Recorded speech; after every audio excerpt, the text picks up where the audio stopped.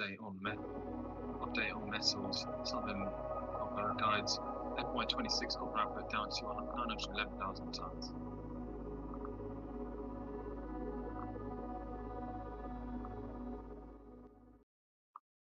And disclosure. Involves substantial risk and is highly leveraged. Losses can exceed your initial deposit. All content is for educational purposes only and is not financial advice. We are not affiliated with Bookmap or any other trading vendor. Past performance is not indicative of future results. Okay, so I'm started the recording, so I think it might record your guys' voice as well. Um, Are you or recording? it's a stream. It went on. It's on YouTube Live, and I don't have like it's not a big deal. It's like just mostly for myself, so I can come back and Yeah. I'm review. gonna just It's turn it on off though. it's I on gotta head out YouTube Live, in a and little I bit don't have anyway. like okay for myself, so I can live, In a and little I bit don't have anyway. like okay. So it can record the other people. All right. Anyways, I'll go through this. I'll go through today. FOMC today, Max 7 earnings tonight, and uh, higher time frame.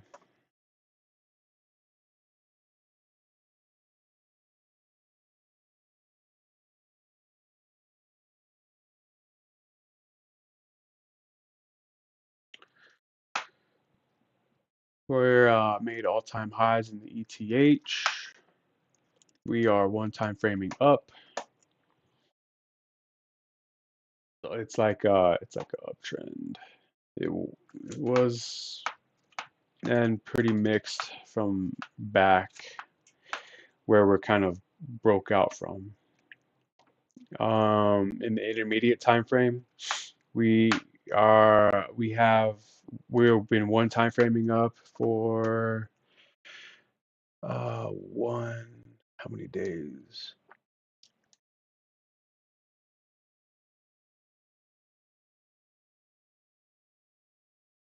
Something's wrong with one of my PO charts. Let me refresh that.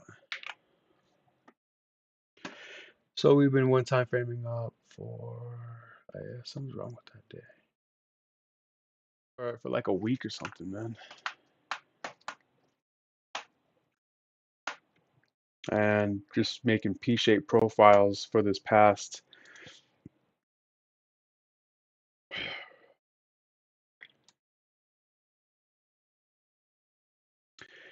P-shaped profiles pretty much since the 26th, so the past like 2 days. We oh we had what kind of close did we have yesterday? We closed right above the IB. So it's almost like a neutral like a regular variance day. Um,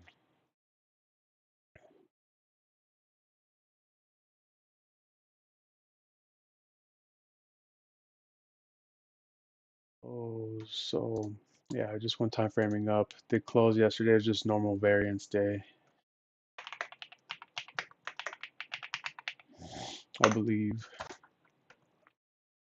Yesterday, relative price action, it wasn't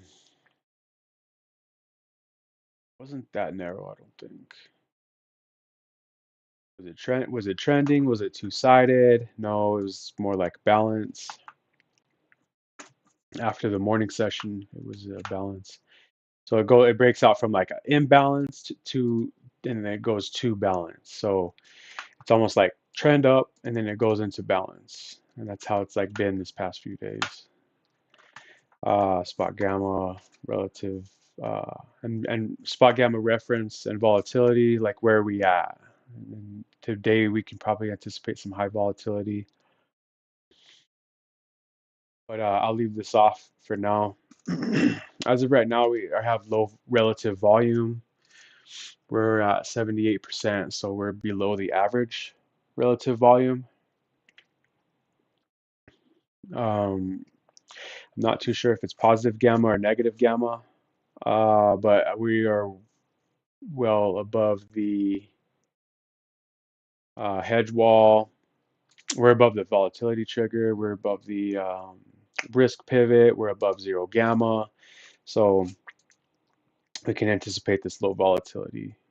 This actually probably would be the best indicator for how to trade today, like not to be too aggressive. We're anticipating that volatility to be low, then you want to be a little more cautious on your trades and really kind of wait for the setup to come to you.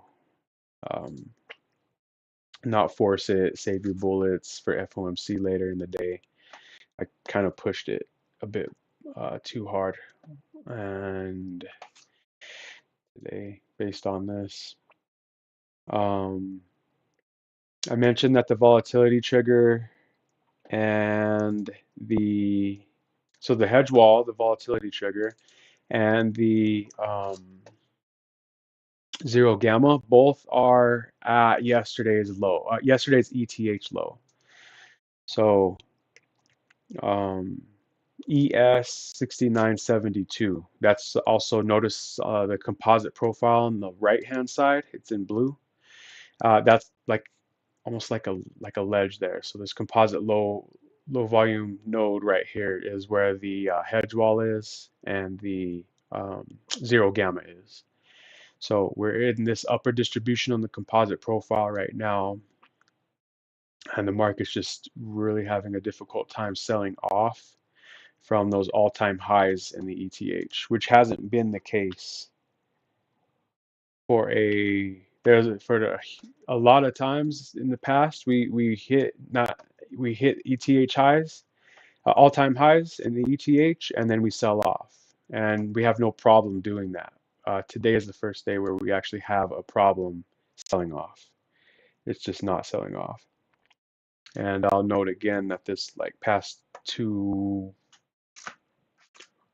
what was it? I don't know. For a while, we just cannot find sellers. So ETH relative inventory. If we look at a TPO, we look at our TPO chart, uh, almost like a double distribution.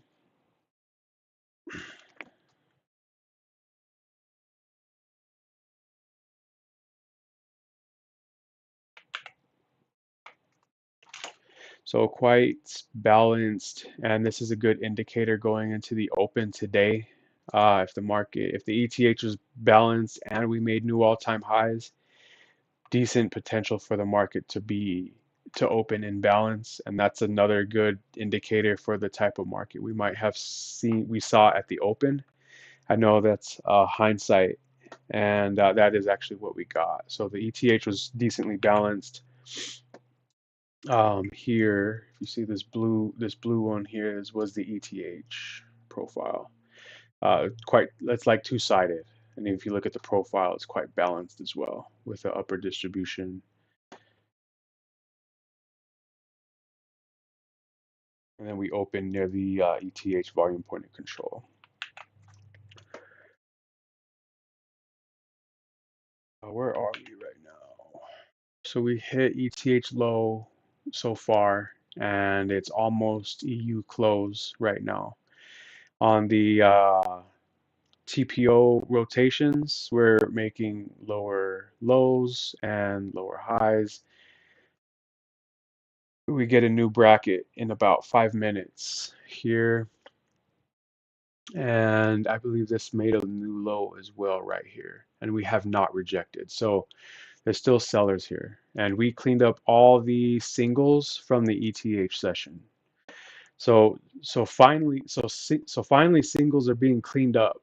Buy singles are being cleaned up finally, which hasn't really been the case. hasn't been the case until today. So finding finally finding some weakness in the in the RTH sessions and ETH sessions. So it's finally coming to a bit of weakness going into the FOMC later. So ETH was in balance, two-sided. It was 100% or 90% net long, I think. The relative volume was slightly lower than normal, so it was kind of low. It was like 83%, which is also a good indicator that the market could be a little bit slow on the open. And if it's if it was ETH was in balance, all this adds up to a choppy open on a choppy RTH session. Which is why ideally this should be done before the open, so you can actually like have an idea of what to anticipate when the market opens. So you're not trying to slam the market in a certain direction, thinking that it's going to just go when really it's in balance. Open and like this can help you reduce your trades as well. Low relative volume. I think it was normal ATR, so the rotations in the ETH were normal. As far as the range goes, it was somewhat narrow. I'm just gonna put normal. It was like 73, I think it was. So it actually is kind of low. So I'll put narrow range. Open possibilities. So we opened what? High out of range, right? So we opened high out of range.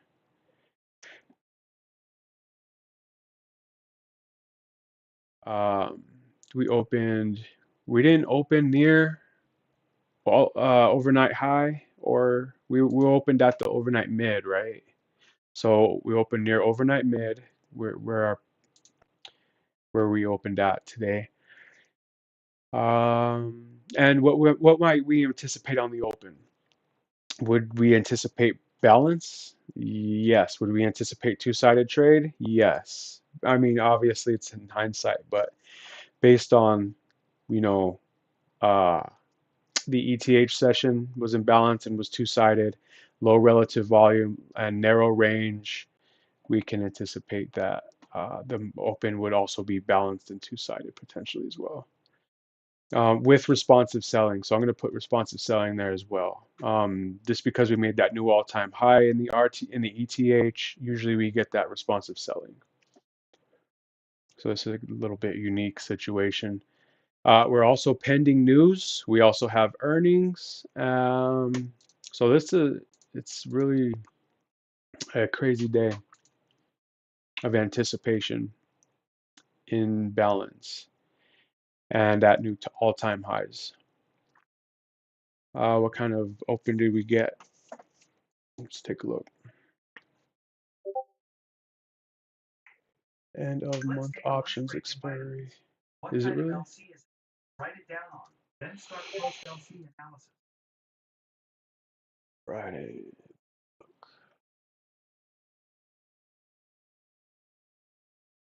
Jobless claims on Thursday. Tomorrow, earnings, Apple, SNDK.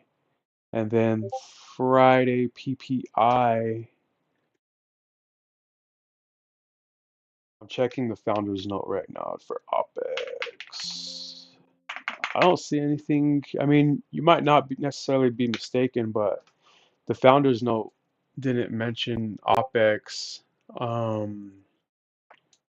If it's significant, they'll usually mention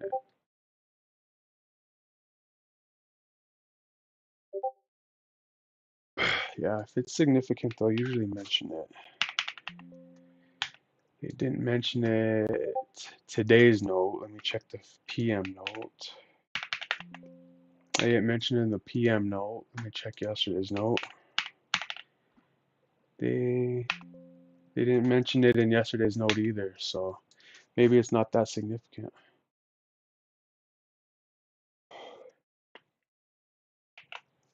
If that is the case. Kind of open was it? So let's take a look at the open. What did we do at the open? Okay, so we opened high out of range, and what did we do? We opened, we pushed up, and we tested the low volume node from the ETH session, and we couldn't push higher. So we didn't find buyers up here. So open auction out of range, and it just basically just going down on no buying. I don't really see aggressive sellers here though, otherwise. What is it trying? Now we're going to ask the questions like, what is it trying to do? And how good of a job is it doing?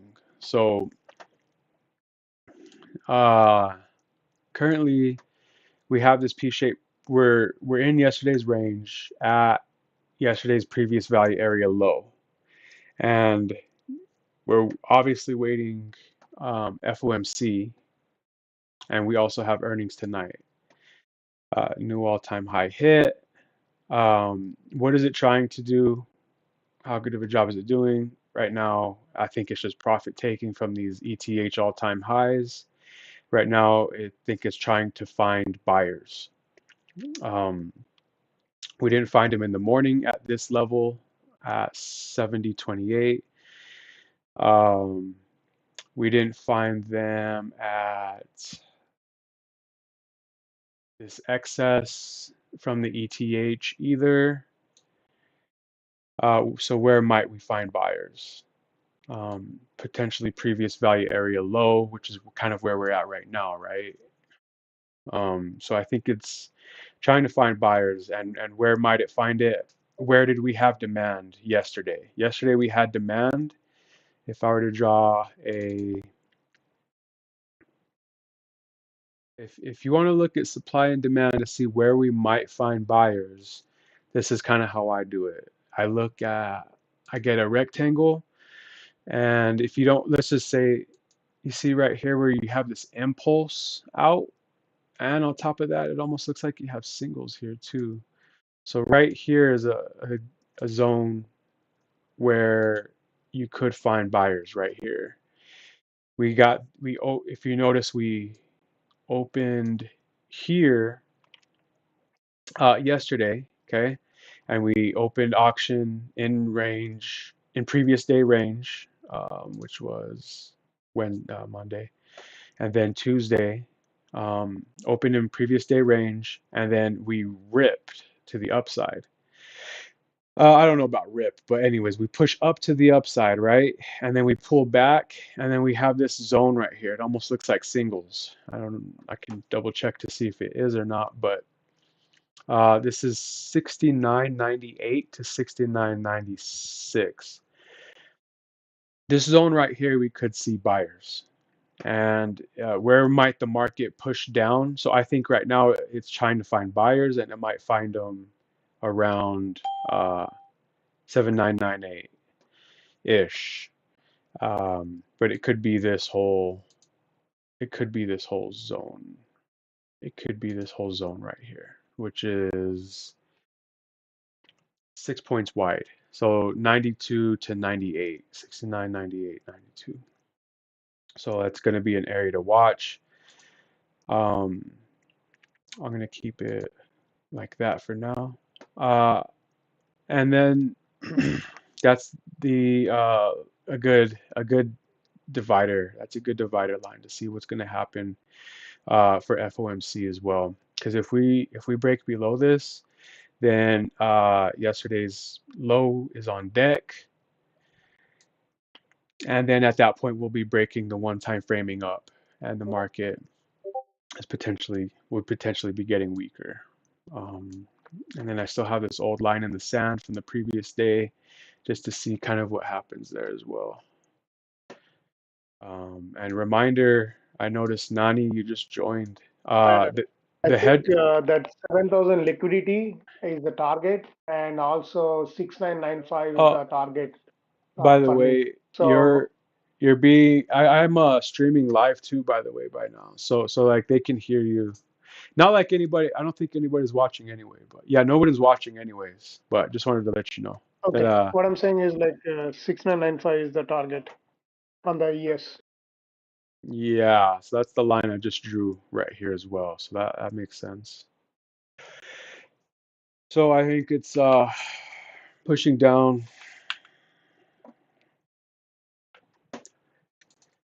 What is it trying to do? How good of a job is it doing? I think it's trying to find buyers.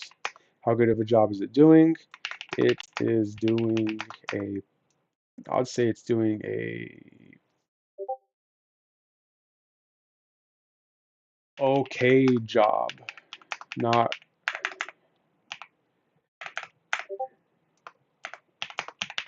poor, not good either. So it's just basically a lack of buying. A lack of buying is pushing. A lack of buy. It's like profit. It's profit taking, right? Profit taking and a lack of buying. Lack of buying. Looking for potential. Looking for an area where buyers might come in.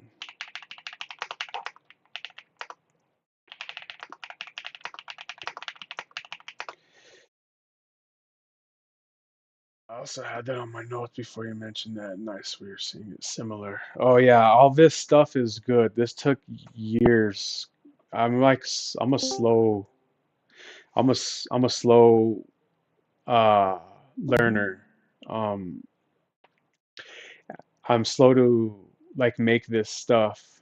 Um, I know like some people are really good at coming up with this information and making this type of stuff, but I'm slow, bro.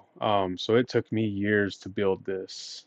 Um, I did the code for the days, the day number, the week number myself too. So like, um, yeah, it took me a long time. So what is it trying to do? I think it's trying to find buyers and it's doing an okay job. It's not doing a poor job. It's not doing a good job of trying to find buyers. It's just kind of drifting down, it looks like. Profit taking in the ETH all-time high, and a lack of buying is leading to now we're looking for an area where buyers might come in.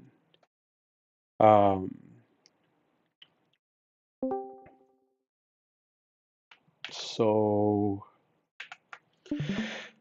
this area here, this green area here that I drew is where I'd be looking for potential buying. It's that low volume node from yesterday.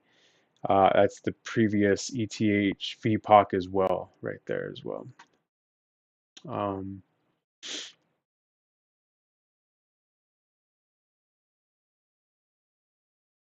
I think FT71 had a line in the sand. I think FT71 had his line in the sand. Correct me if I'm wrong. I think he had it like yesterday's VPOC, right? And then yesterday's high, is that right? Like right there? I don't remember. I think I took a picture of it. Let me see.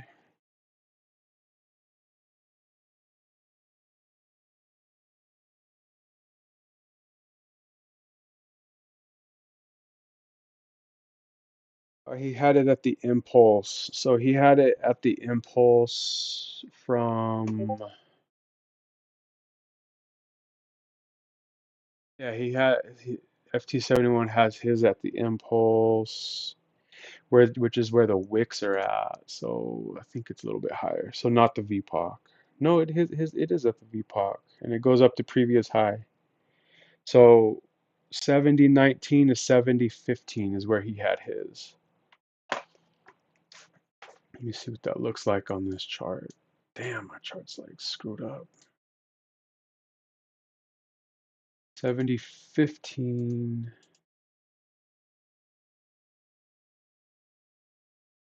70, 15. 70, 10. Yeah, so right here. So this is what his line in the sand looks like right here. So a break of the, and then right now it's currently kind of just coming off of it right now.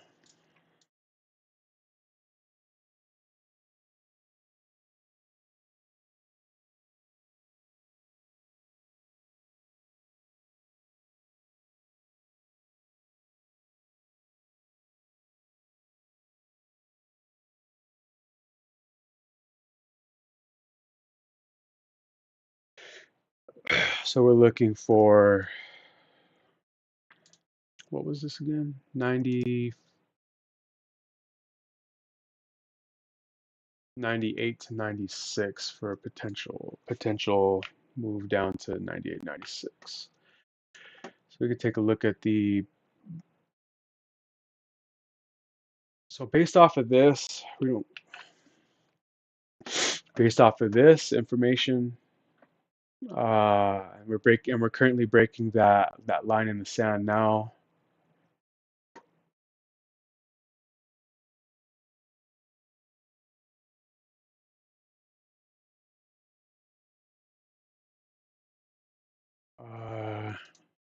We could take a look at Bookmap and just see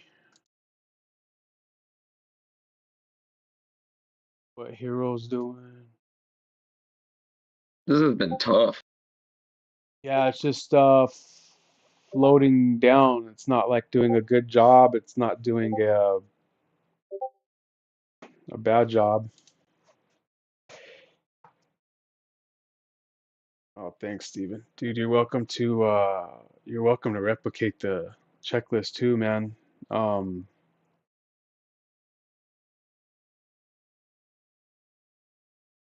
It's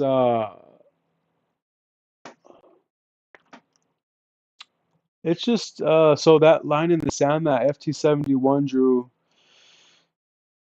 you have the VPOC migration down. This thing not gonna work. You got this VPOC migration down.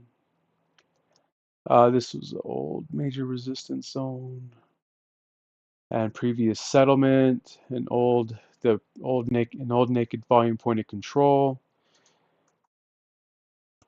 See, look, if you zoom out on this Trader Map Pro chart and you see this downtrend here, and the market tried to push up, but it couldn't. It goes down and it pushes back up, try to break out again, and it couldn't. It's I mean, the PA, the price action is very uh difficult. It's been like chopping at value area high. It's hard to short there. Oh yeah. Dude, I forgot to mention, my bad. You can talk, don't get me wrong, but you're I have I'm recording myself to, like, you know, so you I can hear you as well. I think I can mute you guys if you want to talk though. Let me mute there. Yeah, so you guys can talk now. You guys can talk. You won't be recorded on the stream. I'm just recording myself so I know. Yeah, it's super choppy, dude. I took like 6 trades, I think, and the first 2 trades were good setups, but it came back and took me out anyways. Um,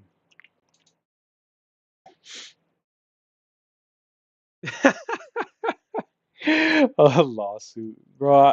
You know what's crazy, dude? Is you guys, everybody, dude, all you guys are like brothers, dude, to me. Uh, I don't know how you guys view it, but you guys are all like brothers to me, man.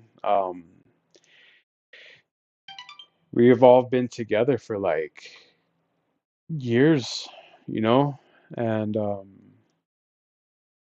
we all learn like the same stuff. We all understand different things, like, but it's all very similar.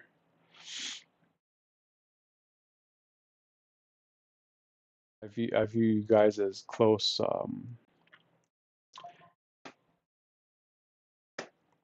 people, man.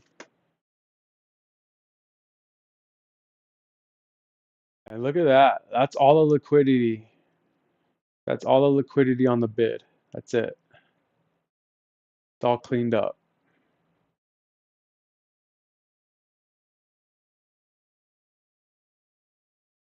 Yeah, time flies, dude. It's so weird.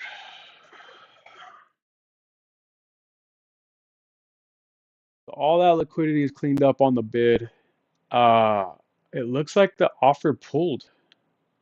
Looks like the offer pulled just now at a previous high area.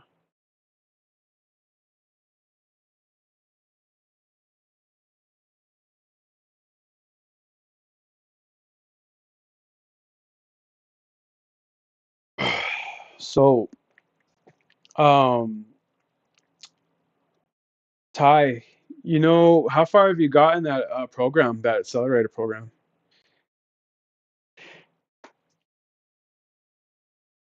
Dang, bro.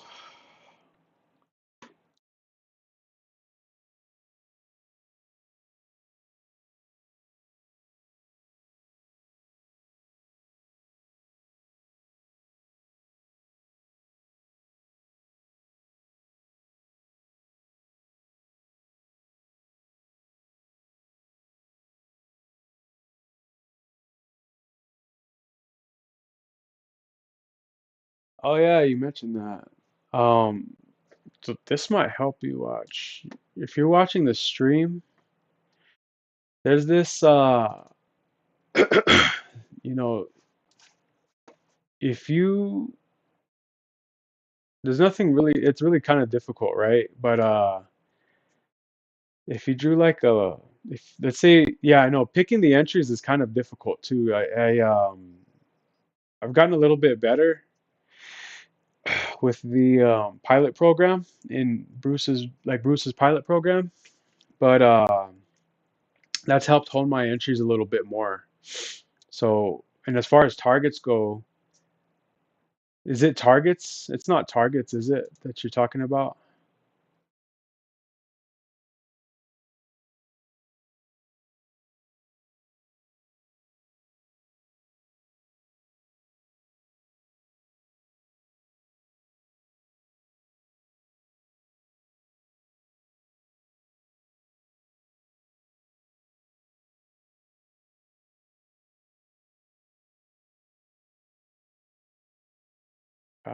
And then, so that's kind of what happened, is it not? Right here? Oh yeah, no, we didn't. But it still went up.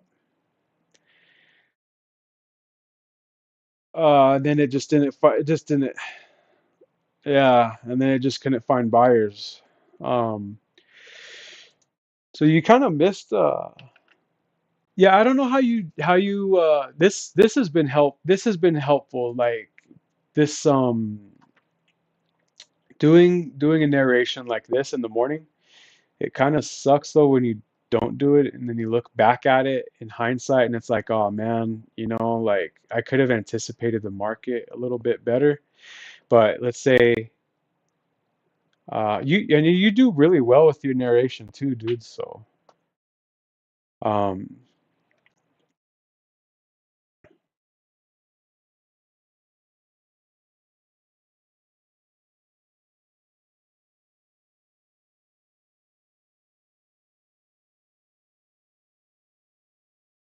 and I don't even I don't and I don't yeah, I know what you're saying. So like what I was saying earlier was in my narration is that when we came up when we okay, in the open, right, we had open auction and then we pushed up, right, but we couldn't find buyers, and we had a new all-time high in the ETH, and what's been happening in the ETH when we get all-time highs, we sell off, um, and like what you're talking about, and then we open today, we get this push up and we couldn't find buyers and it exhausts, and and then we start getting this move down, but it's moving down in a very like balanced, choppy manner, right? So it's going down not on sellers. It's not. I don't see it going down on sellers. I see it going down on like a lack of buying and profit taking. So profit taking from the ETH high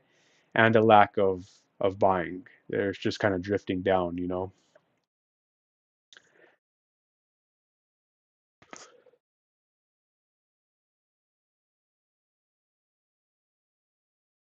Yeah, yeah, exactly. That's how it's been like this past months or whatever, you know.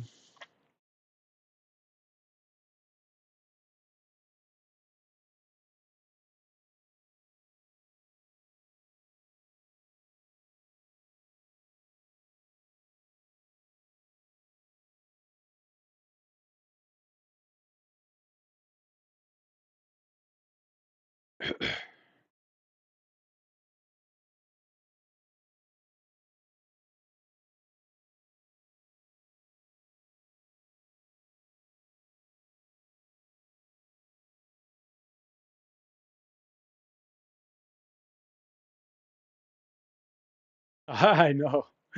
I know.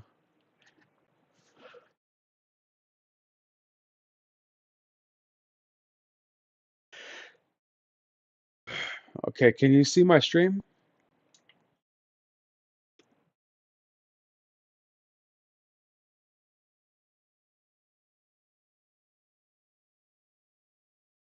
So the reason I see this this green zone here, so yeah, let's ask ourselves a question, Ty.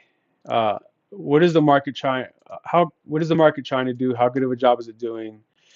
Uh, right. What are the questions again?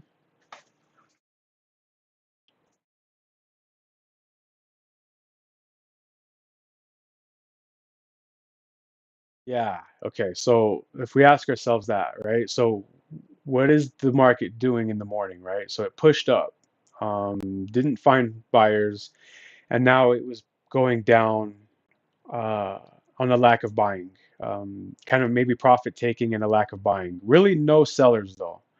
So it's just going down on like profit taking. And what is it trying to do? It's trying to find buyers, right? So it's going down, trying to find buyers. So you gotta ask your question now, which is where might we find buyers? And if you look at this profile, this gray zone here, these gray zones and the purple profiles are ETH. So, and this is the RTH from yesterday right here.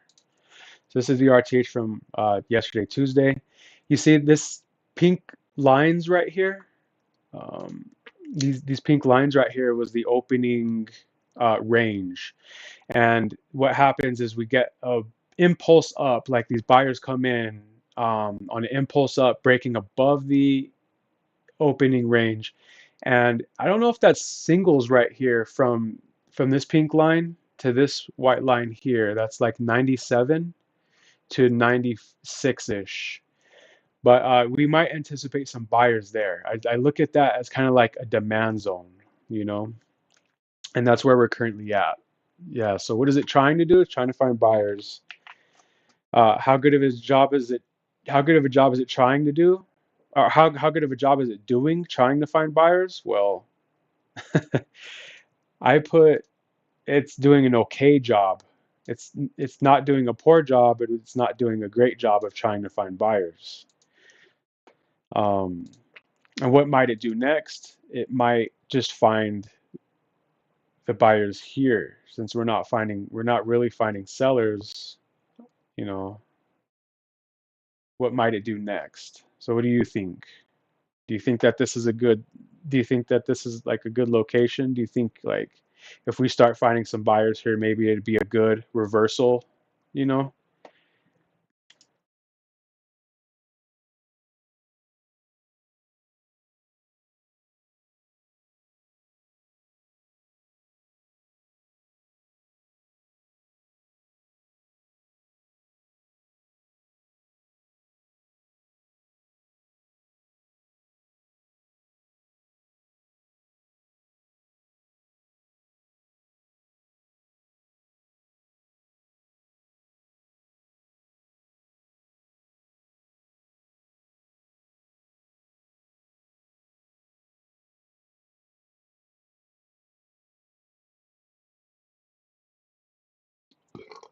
Yeah, so this is where I'll clip over to Bookmap because this is we might be able to see it here. And I got Hero here as well. So here we can see if we find like buyers here because this is my area from like I think it's like 98 to 96-ish to see if we find some buyer interest like what you're talking about. But and also notice the liquidity. There's like, and this is how it's been. Like the liquidity has been kind of sparse. It's hard to find liquidity in this market. On ES though, look at that. Like that just got picked. All this bid just got picked up. So all those passive buyers just transacted. Now it's potentially a matter of like if we don't get any more if we get like less selling, or if we don't get any more selling and we start getting buyers, then it could be like an exhaustion, right? Yeah.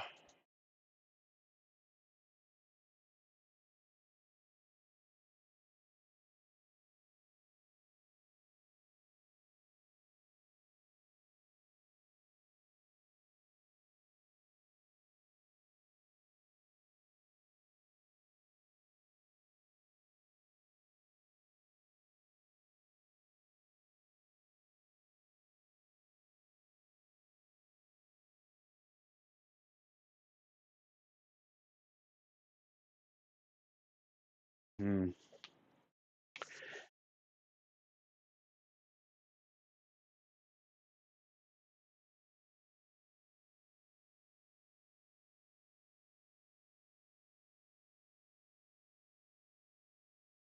Yeah, let's take a look.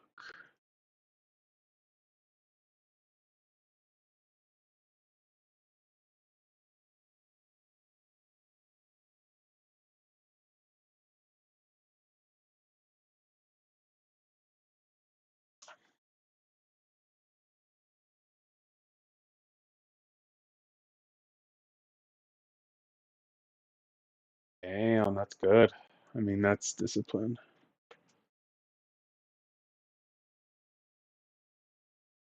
No, no.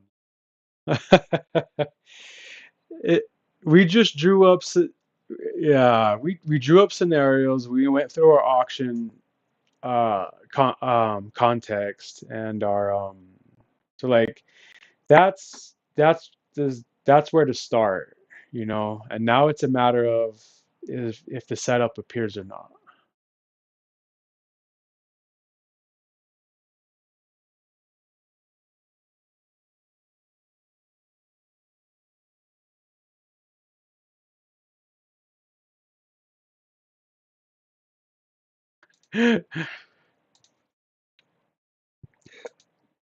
Yeah,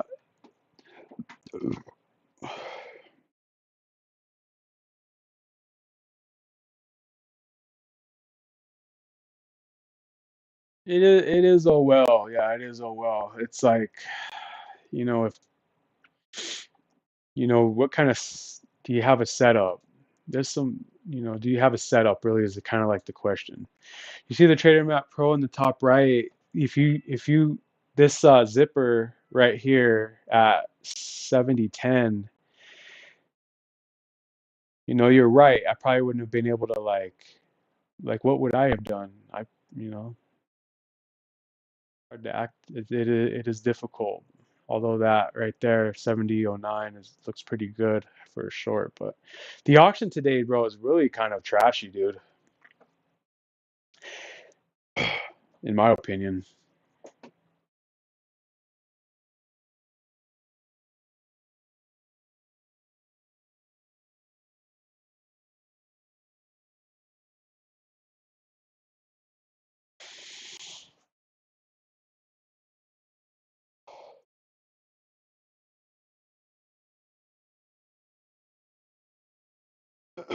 Don't be influenced by my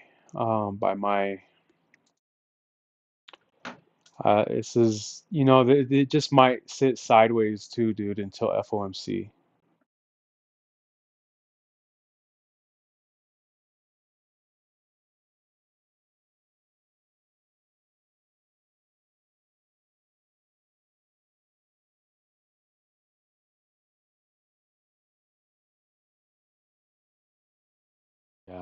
Yeah,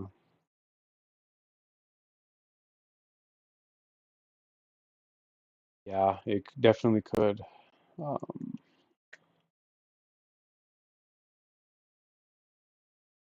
and it's just not finding buyers, dude. It's uh, it's a market that's just waiting for that's just waiting, you know.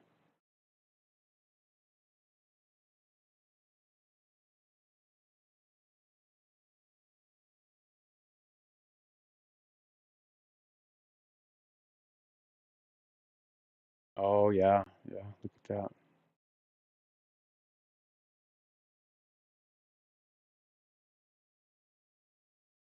Yeah, that'd be um that'd be interesting to see what happens there. And the offer pulled at previous high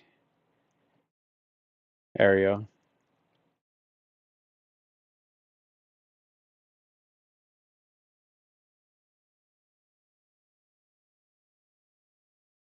20 and 12. Oh yeah.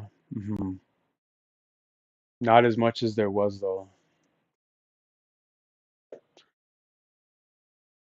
Man, you got through those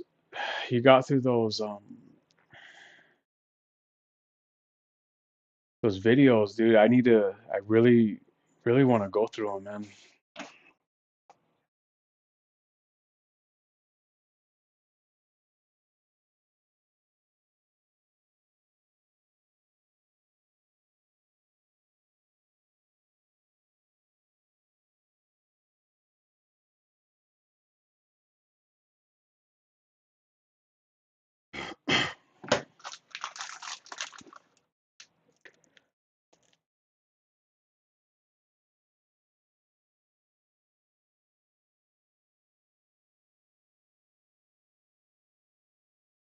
Ain't that crazy, bro? Like there's so much like yeah, there's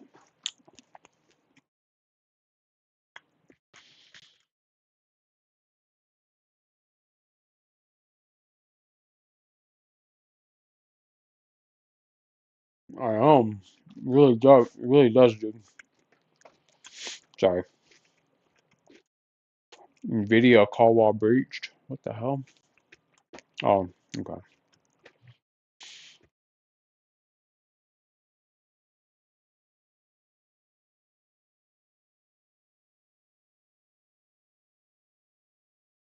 My Sierra charts is slow as shit right now. I don't know what's going on.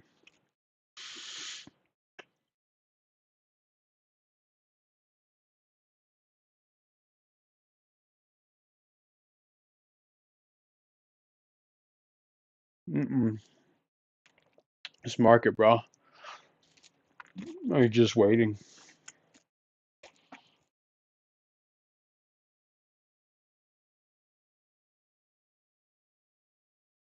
A pain in the ass, dude. Um, FT's like just save your bullets for FOMC, you know. That's like wait.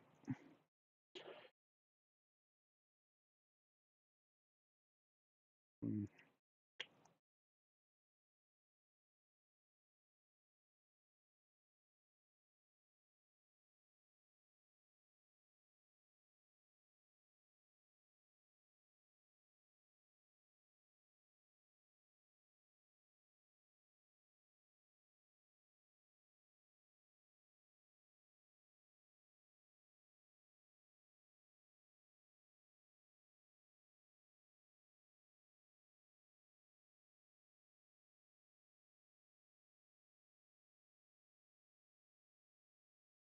yeah, that's a good point.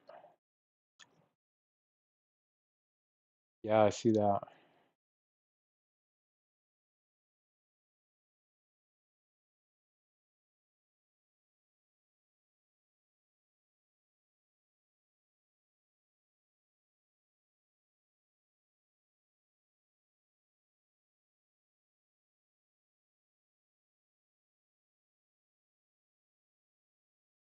Yeah, let's see.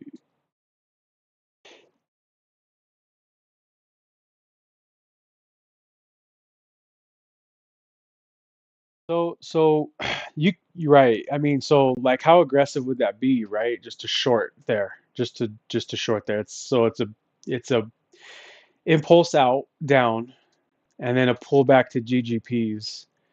Um, so it's pretty good, right? But that would be like kind of aggressive. See, I took the short at 10:30, where it was a little bit where it kind of pulled off and then started to go into consolidation, and then I shorted there. But Eastern, sorry.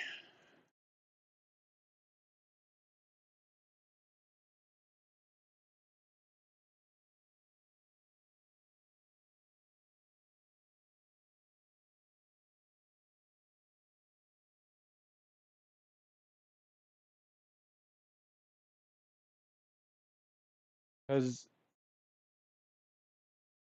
yeah, and you got some offers filled. See, like when it was pulling back up to the mid, you got some offers filled, and looks like an algo executed as well.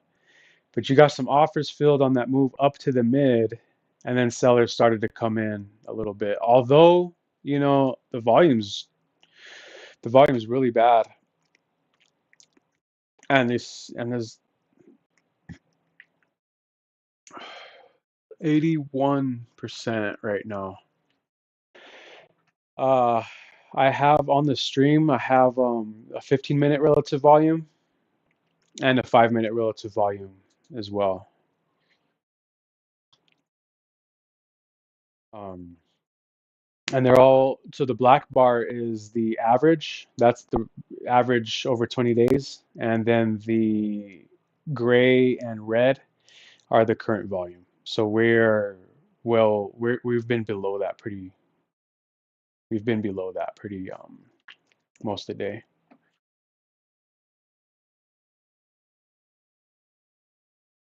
So we can't find buyers. So this thing's probably gonna have to go lower.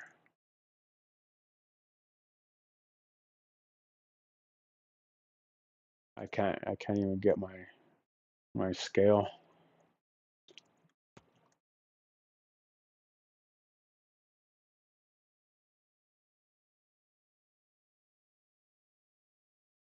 It just touched the tip of that one zone that we drew from yesterday, which was 98. The bottom of it was like 96. It's really just floating, bro. Like the market's just floating, dude. It's like in a drift.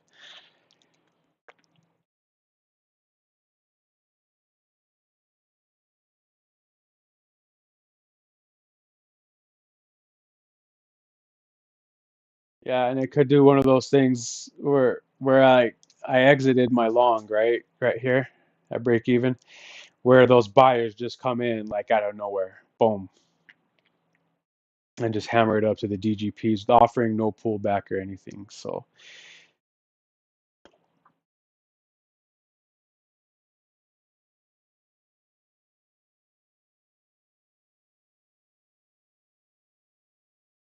yeah.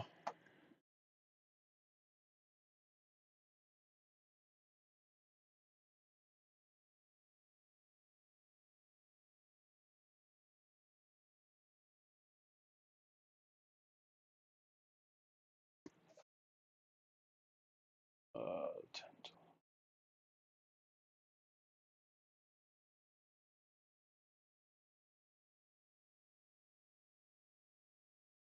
oh yeah, and there's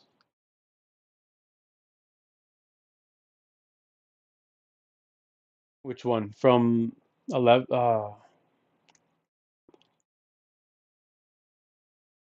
Oh yeah, yeah, yeah.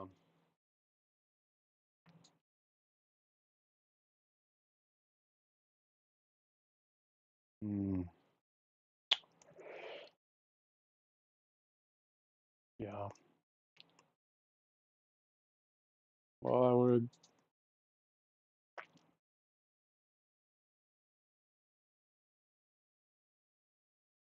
Yeah, I took. Does this happen to you too all the time? Like you see, I don't know if you see my entry on the bottom left on the long.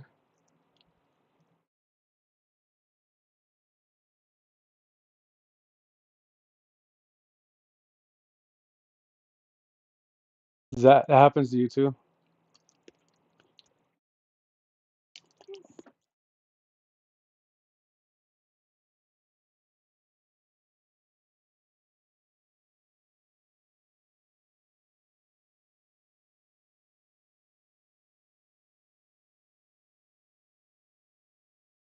This liquidity here. Yeah.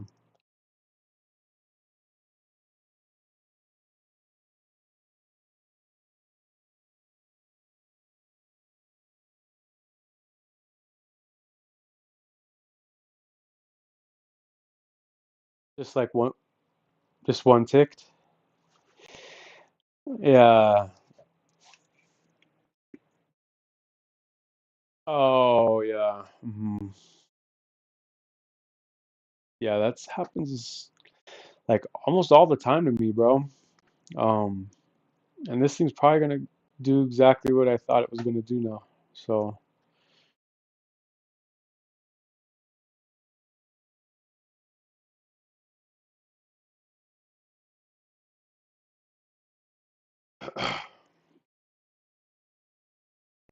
yeah,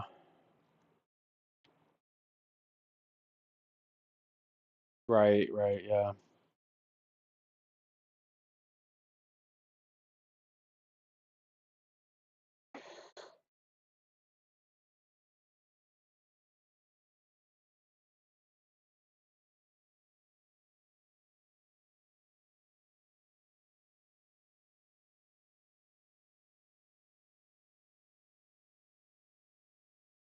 Yeah, right. Well, dude, I don't even know what to say. I mean, this was the level that we discussed and everything just now, you know. This one right here. That yeah, the liquidity grab and also the level that I drew up on the Sierra chart as well. You remember that? That uh-huh.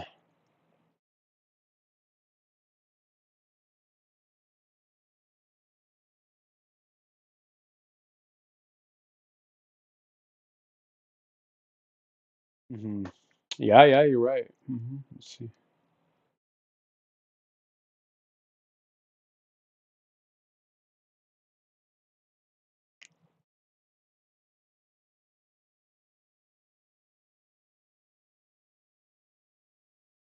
At least until FOMC, like a final trade, right? Yeah.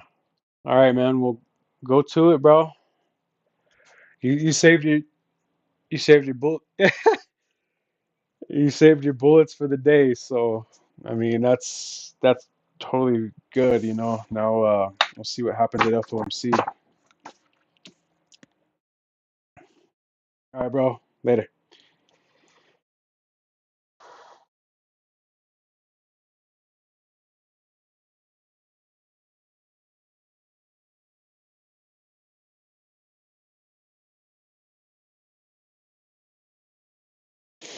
Good to know I'm not the only. Uh,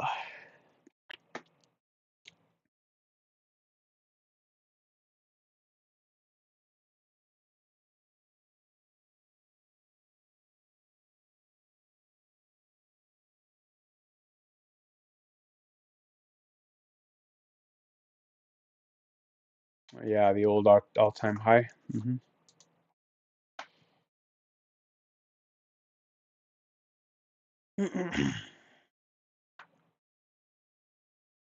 I usually look for that target at 25 if it impulses above the mid and then pulls back to it. Like if it pulls up above the mid and then pulls back to it. This is why I usually take my all my profit at the mid, like on this reversal trade,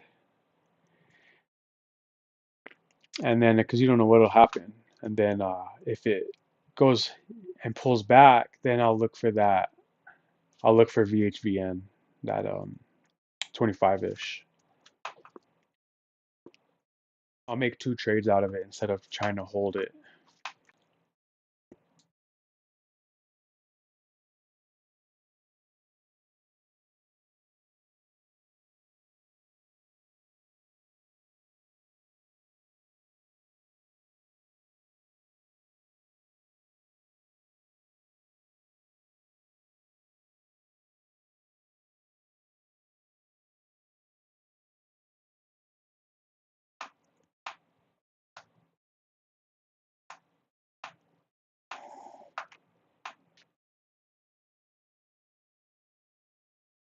I bailed, I bailed at the low, at the right where it pivoted at.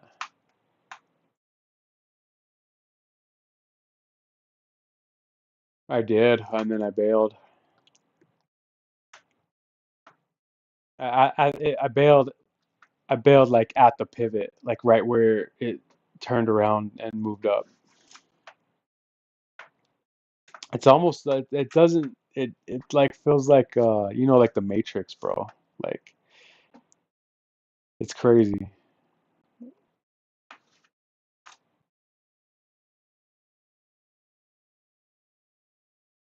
I know, and I bailed, bro.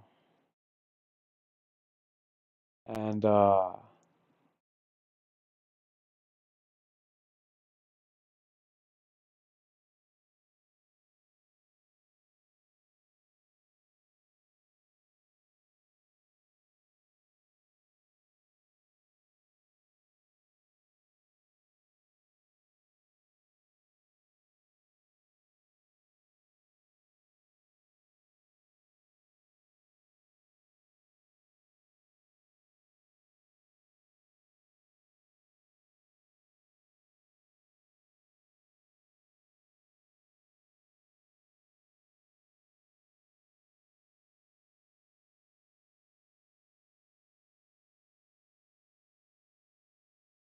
God, bro. Oh, I feel like a fucking dumbass.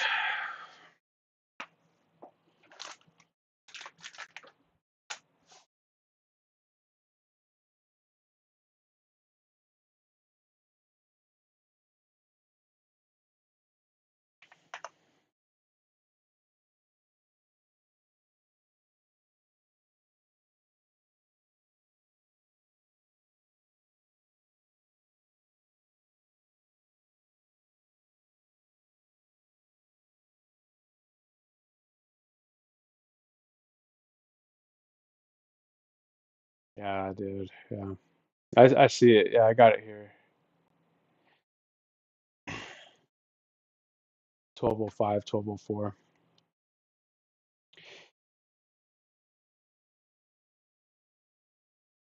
I'm gonna I'm gonna walk away, bro. I'm gonna talk to you later.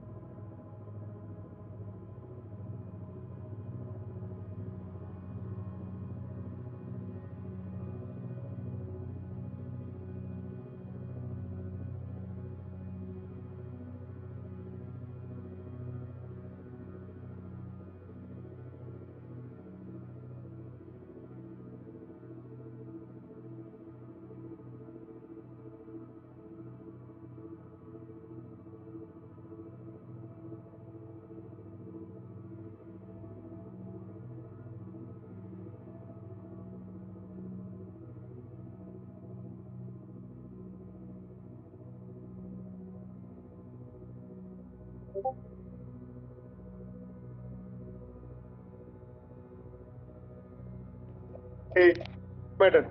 I can you see that like order block? Like I mean, we are hitting that order block and keep going up, right? On your meant to say like order block chart, not on the book map. I'm saying like order blocks. We keep eating that like 6995, and then we're bouncing from that area 6998. Who are you talking to? You me or don't matter? Don't matter. Like I mean, that order block. Like I mean, he has a green zone. So on the chart, so that green zone is like where it is bouncing. Keep bouncing from there.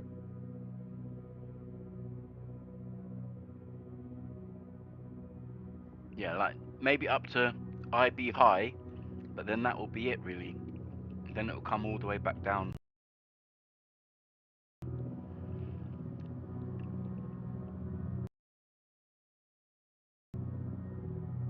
I think IB high is the limit really. But you have to deal with all this chop. I mean, even if you're correctly long, you get stopped and then it goes back up again.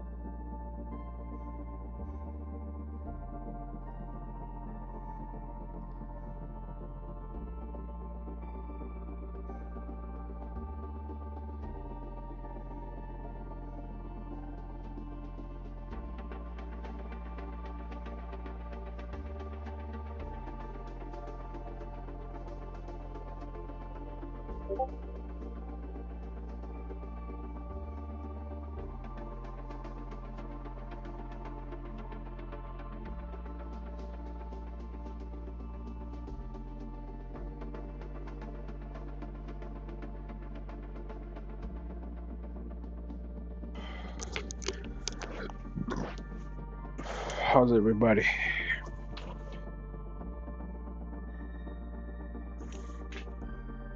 Yeah, I'm still here. What up? I guess Tom finished, so you're all coming back again. Oh, is he? No, my daughter woke up and man, she's the perfect weight. I can do shoulder shrugs with her now. I needed to burn some steam. How to make food and get her ready. Yeah, I got a babysitter today. My wife's dad is watching her right now. He just got here. yeah. It bounced off that level. You know where you went long? It's been bouncing off that repeatedly. That green line. Yeah, this is a crazy market, man. It's like weak lows have been holding. On the higher time frame, we have like a weak high where it's just Yeah, I mean, I do notice that you see with the volume cut off there, you see that that's like there's no more volume underneath. On your blue, on that Sierra chart, you've got like the ES, okay, and it's just yeah. a blue volume where you've Oh, drawn the green, like the volume yeah. stops. Stop Like I there, do yeah. see that, yeah, but you see when the volume cuts off like that, I do see that other times, like when I put a volume profile, it is very responsive. Like when there's no more volume, Yeah, that you know what I happened mean? at Say there was, that happened at that 30 level we talked about last time, right? Where it just can't go lower. You just can't. It just can't find sellers, right? but there was volume. Like the volume confirmed it. Like there was no more volume. Like there was no more longs. You know, like if you were to take the other side, there was no one on the other side. You know, like there was no one who was long. So they've all been taken out. People who were long. So when it comes down, there's no one left to sell. It's kind of like a natural flush out thing. Like it just people were long. They had to stop orders break even, and then once they got triggered, that was kind of the end of it. Like there wasn't like initiative selling, like new sellers were willing to continue lower. Does it make sense what I'm? Yeah, yeah, no, 100%. There's no sellers here. It just Yeah, there's but the sellers, but the sellers who were there, they were the previous people who were long. It was the long people selling. got you. Yeah. Yeah, the longs here, and there's not even any really that much volume, anyways. Mhm. Comparatively, compared to the sweep. So if you look at the sweep on the Trader Map Pro on the top right, a lot of volume went off. And comparatively to that sweep, we haven't really come close to that. We kind of did, like 10 Eastern, 1040 Eastern, we're selling, but Mm. other than that, this volume's been light. It's just it's chopping out the people that were there. Like if it wanted to go down, like outside selling, there would be like people willing to come in and push it down. So you'll see when Powell starts speaking, it will probably blow through all of that. But that's because you've got like new people from the outside selling. It's not like longs selling Mhm. from that volume.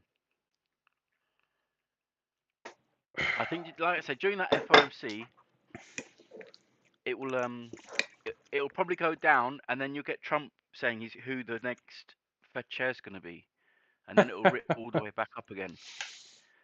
Like Powell will say something negative, and Is then we that go down, and then at the same time, say like 30 minutes in, 30 minutes into the press conference, yeah. or 20, then you'll get Trump saying, "Oh, Powell, too late, Powell, and Powell is this, and I'm announcing You're a right. new."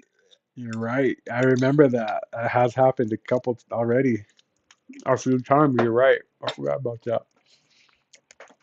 So just if you've got some sort of news feed, just what is it, financial juice? Just be on the lookout for Trump to start chiming in, during the press conference, Okay. and then, like I say, the Fed announcement, like you'll say, Rick, what's his name? It's on Kalshi. Let me just see.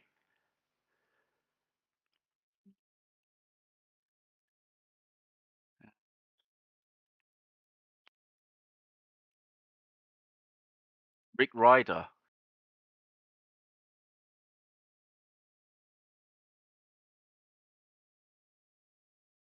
So the pivot spot gamma has is 6950 SPX. 6950 is that actually front runs yesterday's ETH low.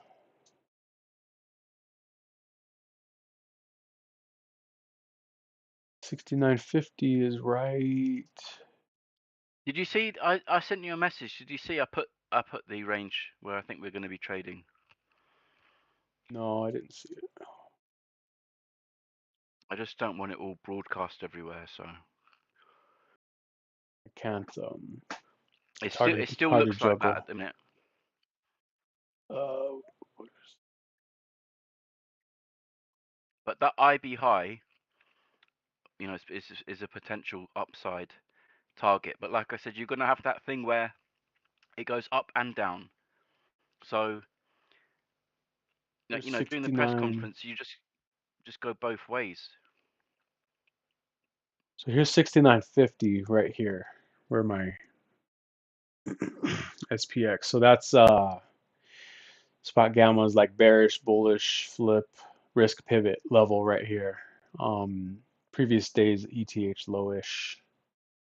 Yeah, And then volatility trigger is the actual low. So a little bit lower, like right, yeah, the ledge, composite low volume node right there on the right side. You can see the composite profile. How's I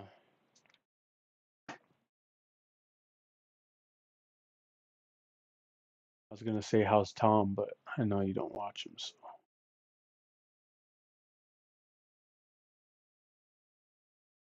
I don't watch him either. Um, yeah. I mean, I just watch what the option guys are doing, and then I don't need to know anything. They'll tell me what's going to happen. So I'd rather listen to the option traders than someone who doesn't look at, doesn't look at anything. Just looks at a 1 minute chart. 1 minute chart's not going to tell you anything. So Yeah. because I can just have a 1 minute chart and then say, right, well, in 1 minute we bounced here, we went up here. It doesn't mean anything 1 minute. I know. I know.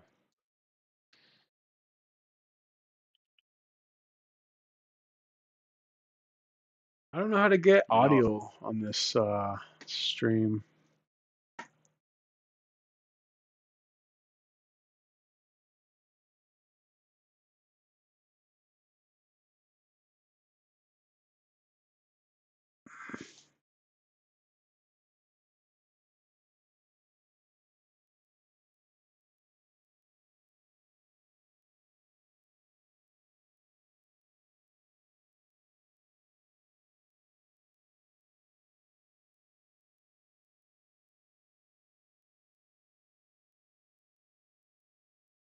Let's see. Florida. Donald Trump sits alone in his private quarters, phone in hand, watching South Korean markets open 14 hours ahead of Washington. Did you hear that or no? There was audio on my end. I don't know if you heard it.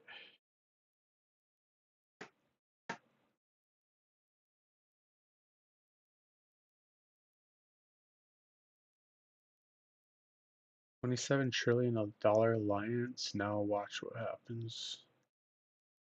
10 minutes ago now to get the FMC rate decision. Forecast is for no change. Prior 3.75%. We also expect the Fed rate statement as well. Reminder later on at 2:30 p.m. Eastern Time, we have the FMC press conference with Powell.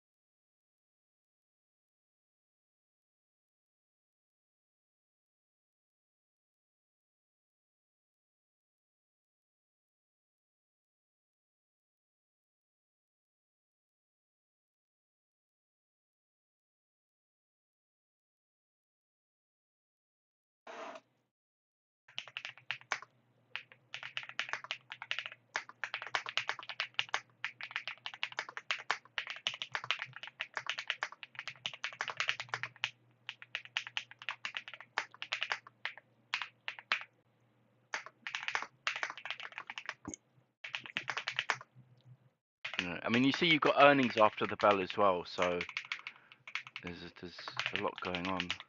Oh, I know. It's true. But I mean, I sent you a message anyway, just what it looks like. So,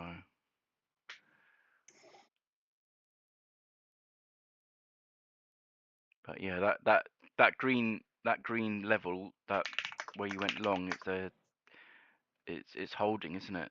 Value area low for the time being. Yeah, these weak lows, they've been holding.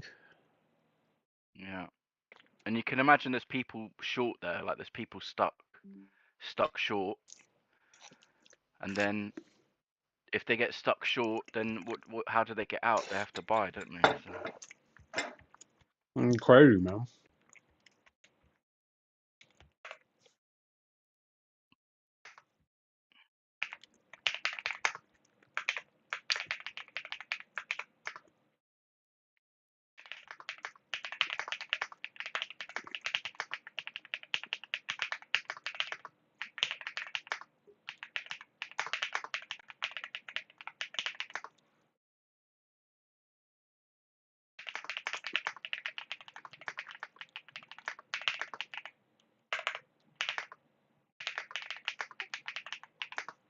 there's going to be like Fed rate decision in like 7 minutes, and then the press conference after that. But you should see a crazy move in 7 minutes, and then it will start going crazy again. With Powell.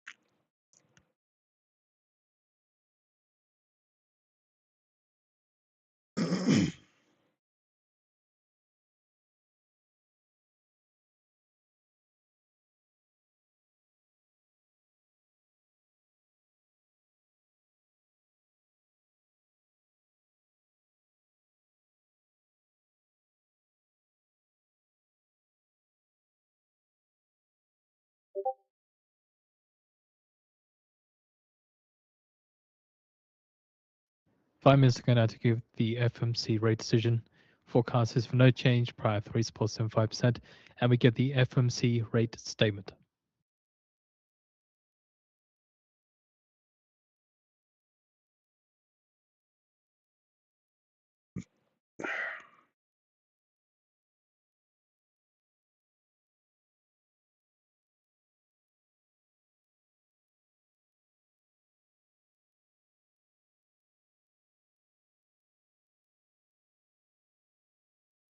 Societe Generale's Rajappa says the market seems pushing back on the timing of the next easing.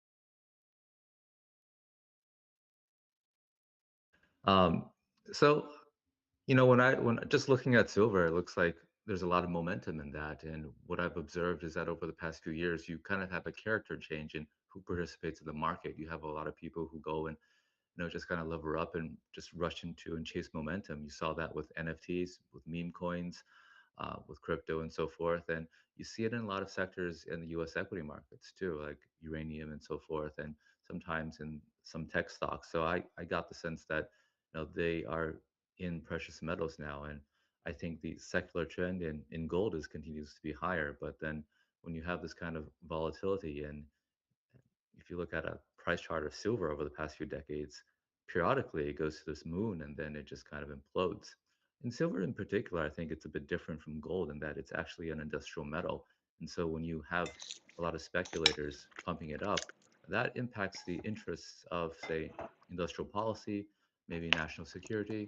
And so that's something that impacts people who have strong interests. And so when we saw what happened with the Hunt brothers in the 80s when they squeezed it, you know, the powers that be kind of step in and they, you know, they can basically rig the game so that makes it go down. So I don't have that same concern with gold, which I think really is something that's going to be, like Jen mentioned, in a secular uptrend. One of the interesting things I've observed is that so when we have this sell America trade because of geopolitical risk that emanates from the US, you know, everything gets sold except gold. You saw that in April last year as well. So I think that that is going to play a more useful, I think there's more awareness that can play a useful role as a portfolio diversificator. Thank you, Joseph. Martin, I saw that you raised your hand earlier. Did you have some points to make on what Jem and Joseph were saying? Yeah, it's pretty important. I posted a chart on the chat. You know, equities versus gold are when measured Treasury gold at 12-year low.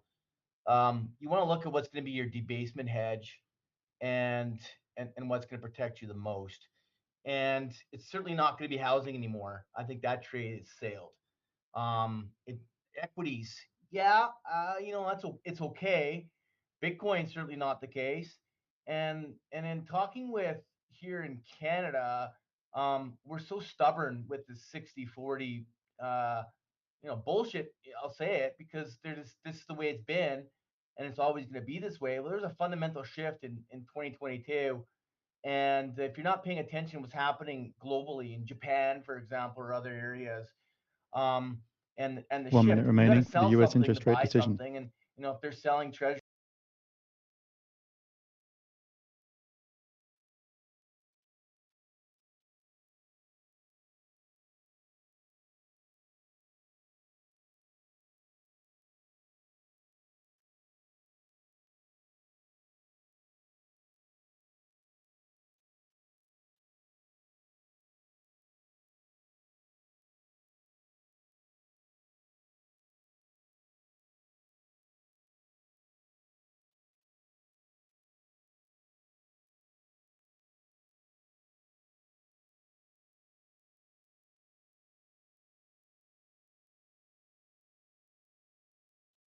10 seconds.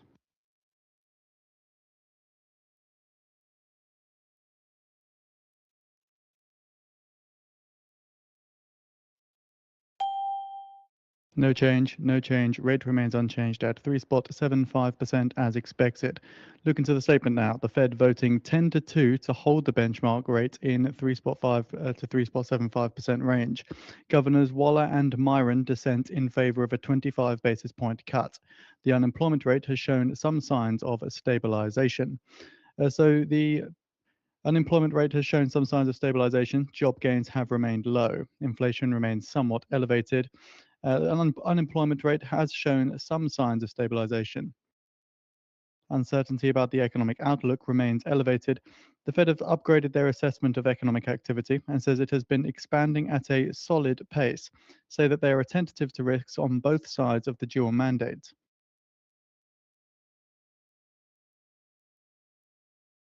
The Fed reaffirms a statement on longer run goals, monetary policy,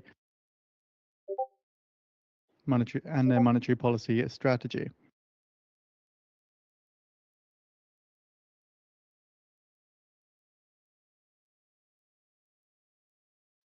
So for the markets then, S&P 500 saw a little bit of a move towards the upside here, as again there were two dissenters, Waller and Myron, dissenting in favor of a 25 basis point cut. There was also a part in the statement where it cited that the unemployment rate has shown some signs of stabilization. Treasuries are steady as the Fed holds rates with two dissents there. Dollar little changed, S&P 500 just whipsawing as well, not really much of a reaction here.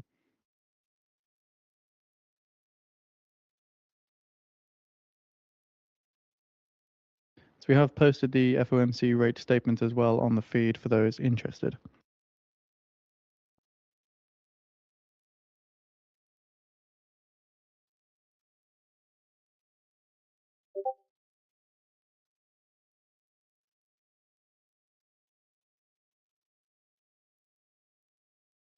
Dollar index seeing some strength now in the wake of the FOMC decision there. The Dixie up 1% on the session so far.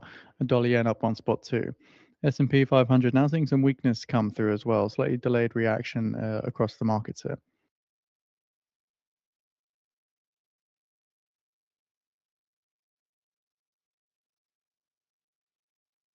And US short-term interest rate futures are sliding as the Fed keeps the policy rate on hold.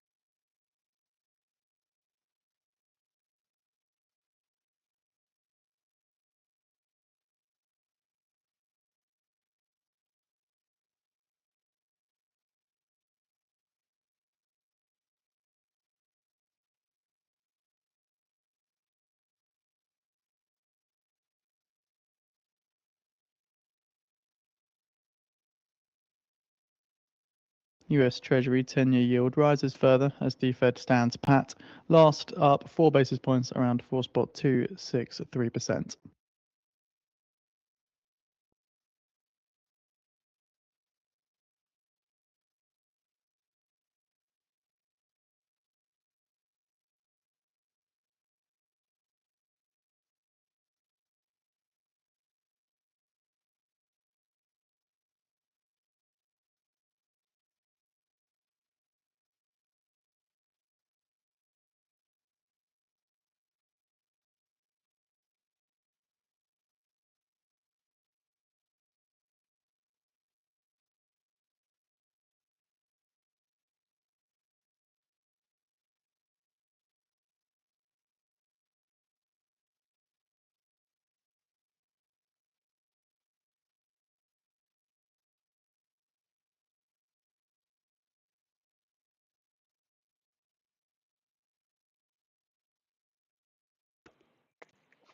Well, hello everybody. This is Well, this was Dr. my J2. location You're of behind the interest, Voice use markets. If disconnected. you're a real day trader, go. which was right here, and it picked it and it held it for a move up. But the buying is just so weird, man. Like, it's just low volume. Like, even on that rate decision, it only it's crazy. It doesn't seem like it's that much volume still. Well, it's just unchanged, isn't it? Like it was already priced in that it was going to be unchanged. Like there's nothing unexpected happened. Like they were all expecting it to be unchanged. So, Yeah, I'm true. but like I said, when Powell starts speaking, and then you wait, like I say, 27 minutes into that conference, then just wait for Trump to start. Donald Trump to start coming out.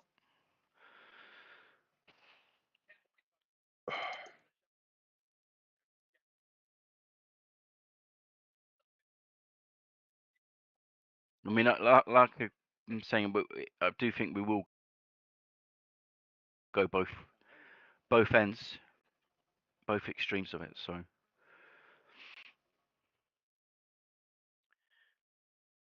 want to see a sell-off. I don't care what happens. You better want to see a sell-off. I'm sure. I mean, he's in a short right now. PW's in a short, guys. So I mean, the way we're reading this right now, guys. We're almost trying to say like it's like you trade it like a 5-minute ORB setup, right? You break below the bottom of the candle and you get more downside momentum, and we finally get back below 118. So there's I no think long in it's play for me right now. insane. The market can't even like move. Oh yeah, we're gonna do the 3 o'clock to 4 o'clock. Yeah. It's just like I say, that outside selling, like you will see the volume. What you see the volume, whatever the volume is like low volume. But when Powell starts talking, you will see the volume Come back go again. sky high. Yeah. Yeah, I mean, if you monitor the volume, I don't know, like on Bookmap, if that's just I got delta. volume on Bookmap, yeah, and then I have volume here on the 15-minute candles and the 5-minute candles right here in the middle. Yeah, but what I'm saying, if you can tell the difference between what it is now to when he starts speaking, like can you see that, like if 1 million contracts start going through, can you tell that like the volume surging? I mean, Like say the volume goes 10x from now, can you tell the difference? I could change the Like will you be 5-minute to able to like a see that? 1-minute if that's kind of like what you mean. This No, 5-minute, you can no, see it. that's relative volume, but can you That's see volume in as real well. time? Yeah, but The what I'm saying is black. when you look at yeah, Go but ahead. when you look at that thing, can you tell that you've got like 10 times as much volume compared to before? I mean, yeah, and in Bookmap you It will can show up. too. If you get that volume surge, all these candles go down. Like everything goes to the whatever the new candle is. So like, yeah, you can tell, but it's and you can tell that it's not surging here because Yeah, these but you'll see once candles that yeah were here earlier in the day during lunch hour, they didn't move at all. Like they're still where they are. But if we had a surge in volume, this candle would be huge on the volume, and all Right. these other candles would be small. Right. So just look out for that. What you just said. Just look out when he starts I talking. see. Just watch for Uh-huh. the when he starts talking. Because I've already done the stats on it. I already went back. I looked at all the other FOMCs. Like there's certain points into the meeting. So like when he finishes, you'll see the volume go crazy, and when he's talking, you'll see the volume. But definitely when the conference ends, there'll be even more volume than what was before. Yeah, That makes sense. So when he's talking, the volume goes up, and then when he finishes talking, the volume goes up even more than got you. before. Got you. Yeah. Okay. I've seen that before. But I'm just saying that, I mean, I can see it, but what I'm saying is when you see it happening, if you can, you know, see in real time. But let me just see what they're doing on this options. I don't see. I mean, it's still in play, really. What I've been saying. I'll pull up your image now. I haven't checked it out yet.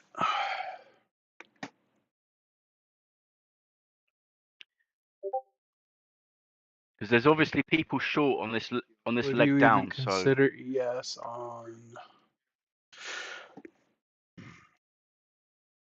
Oh, I see your yeah, yep, exactly. That's what I see as well. The image you sent me.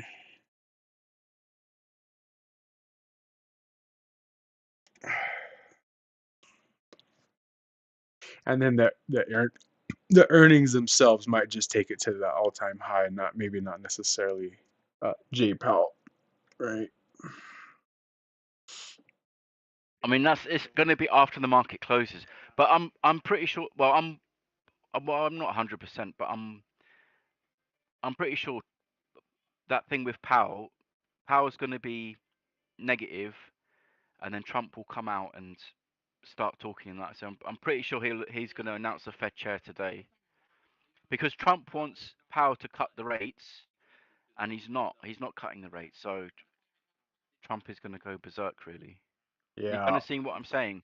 Yeah. yeah. So Trump's gonna go. because yeah, so if you see Trump like on your news feed or anything, if you see like Trump is now commenting about Jay Powell and he's saying this, then like I said, I don't want to say I'm 100%, but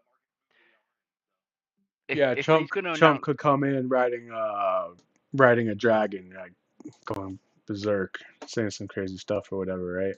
Yeah, who knows? and like I said, the Rick Ryder, I mean, he'll say When right, does he step down? I think it's 6 months from what I recall. I think the Six contract, months. but Wow. How is Rick I Ryder? need. Does he seem all right? I think he's like BlackRock chief investment officer. Oh, That's what that's I. right. Okay, I remember hearing that. And Okay. he will do what Trump wants. So if Trump wants to cut interest rates, then he will follow along, whereas the other people won't. Got you. So it's He's possible more. that. Mhm. I'm just saying, just be careful for like, because you might think it's going down, and then it's just gonna, you know, Trump is gonna say, I've had enough of Jay Powell, and Jay Powell's always late, and he should have cut the rates, and Yeah, I'm sure that'll happen. and then he I'm said, sure he's right, gonna say I'm that. announcing the next Fed chair is gonna be. I mean, this is the time to do it, really. This is.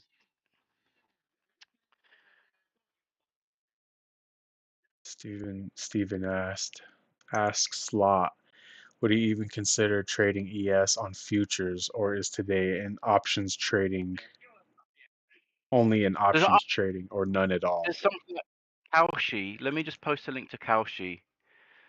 You're just better off doing that, really. The mentions market on Kalshi. Let me just send a link. Just switch over 1 sec.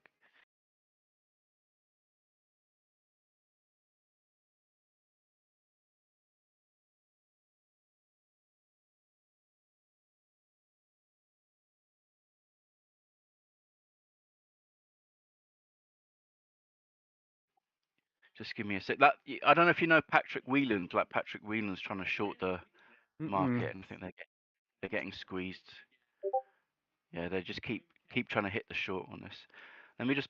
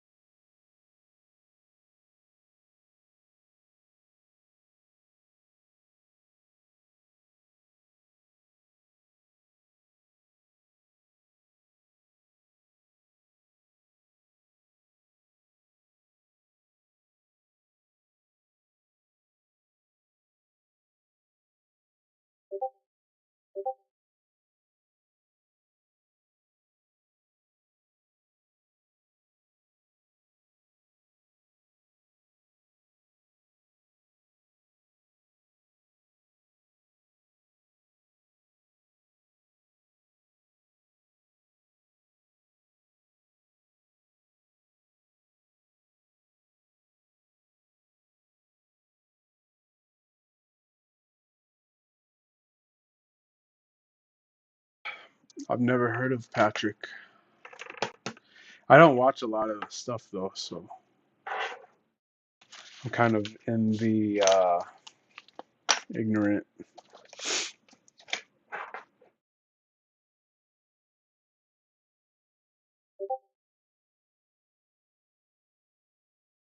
And I'm trapped too, so it's like everybody's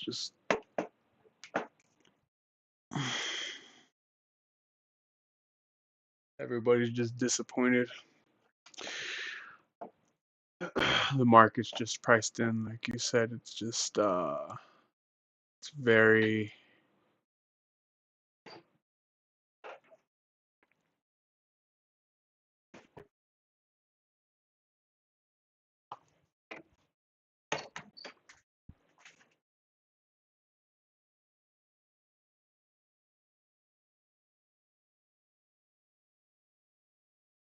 zero. Damn it, come on.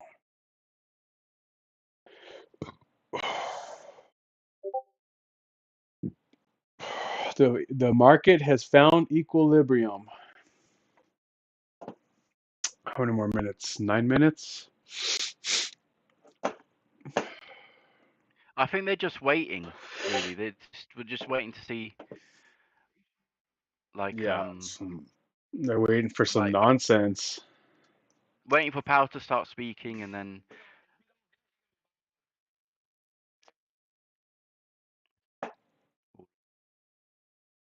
And I cannot, dude, get my freaking second scale, bro. And I would have had it earlier if I had stayed in that one trade.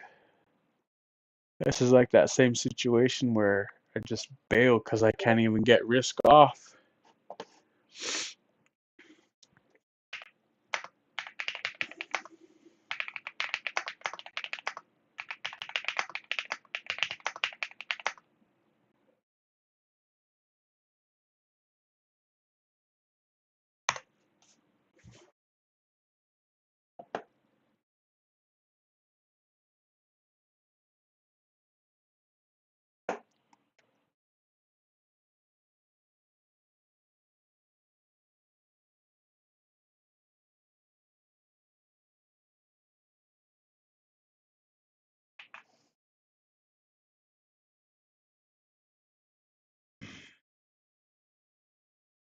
Kind of crazy because Spot Gamma, I don't know if you read the founders note when I pulled it up, but Brent Kachuba, I think, writes those founders notes, and he was saying that hey, priced in an extremely low, uh, only like 44 basis points or something like that for FOMC today. Like it's extremely low for an FOMC day, he said. yeah. But the thing is, it will change. Like, that's only the positions at the moment. That you'll have new people coming in. Like, say there's people that don't normally come in usually, but they open up a new position. So you'll see the volume will explode. So you'll see like some crazy moves, but the volume will be 10 times as much. So you'll have like hedge funds and central banks, and you'll have all sorts of people coming in that don't normally come in. Yeah. So they're kind of waiting to see what he says first, and then once he speaks and once the news has come out, then afterwards they'll start coming in, and then it will change. It will change things. But the problem is I mean, like I said, I don't want to say it's 100%. I mean, I will be surprised if whatever Powell says, that Trump doesn't comment afterwards and do the opposite. Like if Powell is negative, Trump doesn't come in and say it the other way, so you just get a massive whipsaw. So people who were in the correct direction, they then get it like reverses on them. Blown out first and then move, yeah, if it happens at all. And I thought that was the blowout. The FOMC moved down. It blew that zone out that I was looking at, and that's looking for the move up, but it can't even go. But yeah, I know what you're saying. Let's how many more? 5 more minutes? Yeah.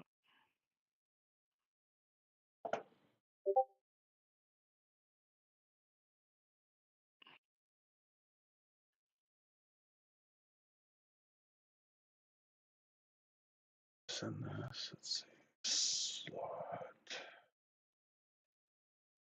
Oh my god, I don't even want to watch a streamer. Let's see. Fat Yeah. and have a beard and Yeah, long hair, and big no one will know what beard. happened to PW.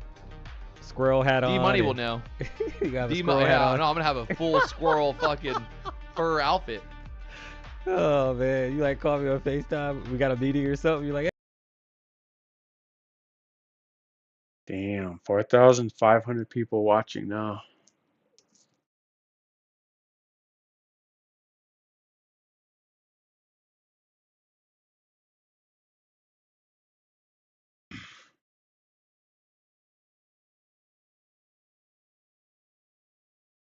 Guess I don't really understand why people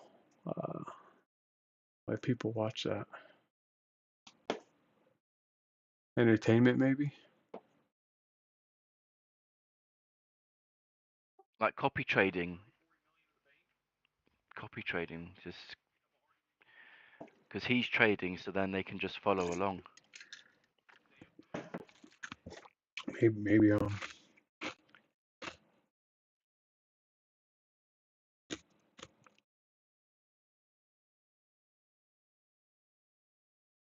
I mean, Nasdaq's not really breaking that lower level. It's. I mean, when you look at his stream, you can see like it tries to go down, but then it just comes back up again. So, like the absorption. Remember I was saying the absorption? You've got someone absorbing. You can see it on the NQ at least.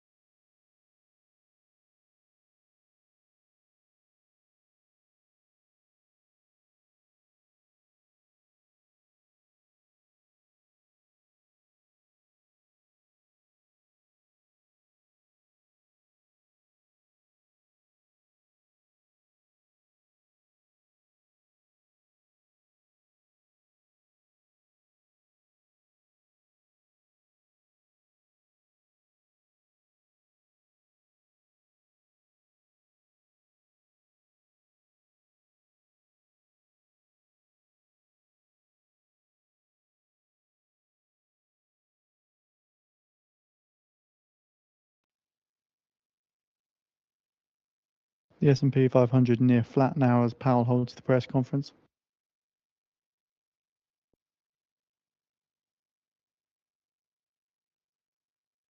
Did you say something? No, I'm just watching this at the minute.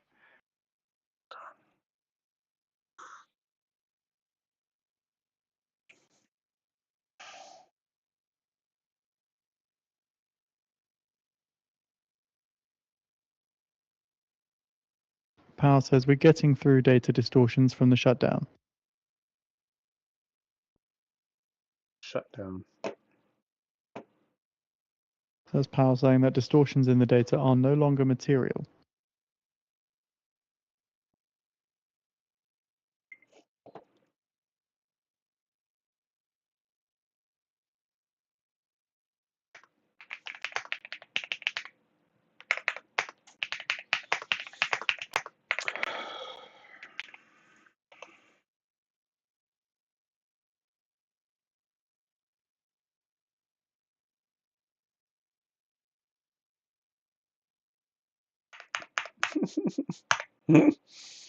Powell does say I wouldn't go too far with signs of labor stabilization.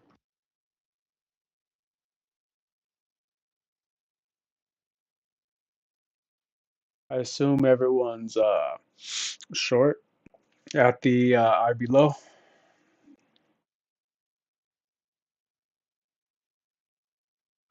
Probably people trapped there, yeah. But I'm not trading it. But Powell says the outlook for the economic probably people activity trapped has there. clearly improved since last meeting.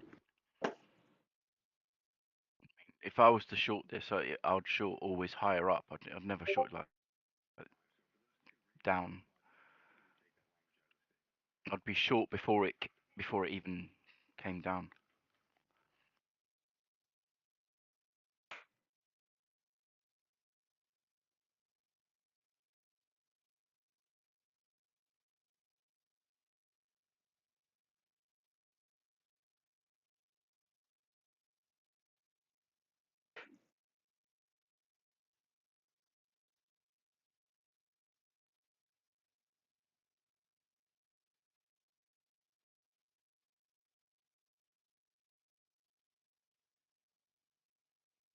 As to just keep people informed, Powell asked if the Fed has responded to the Department of Justice subpoenas.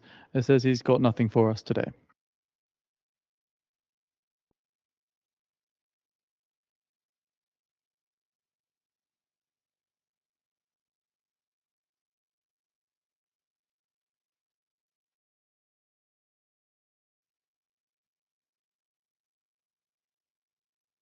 And Powell declines to comment on whether he would stay on at the Fed after his chair term ends.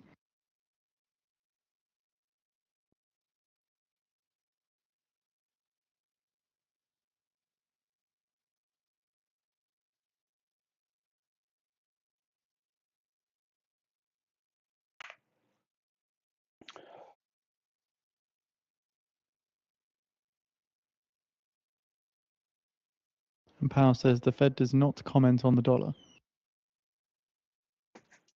And Q hit the naked volume point of control from yesterday to the pretty much like right on point at the low of the day. And Q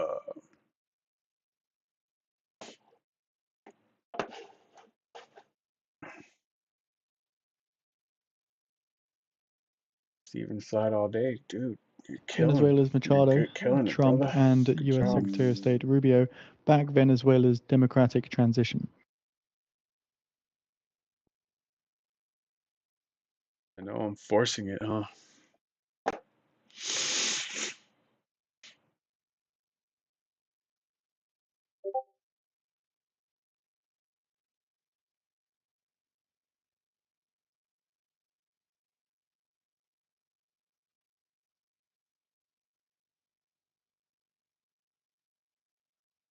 Powell repeats that the incoming data shows clear improvement in the outlook for growth.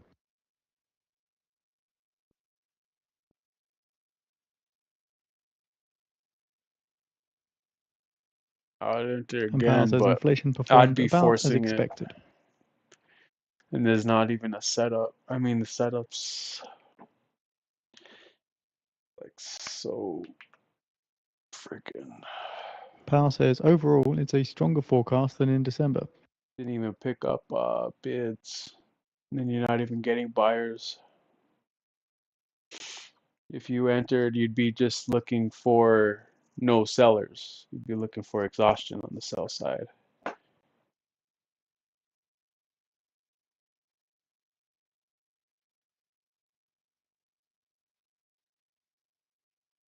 Yeah, I mean, I don't know if you've got the stream up, but it will be responding to what Powell says rather than like I'm just you kind of need listening the stream to go along with the price action. just listening to the Powell repeats that we're well positioned to face risks to both mandates.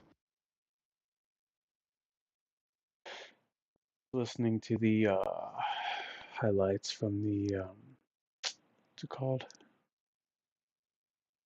Financial Juice.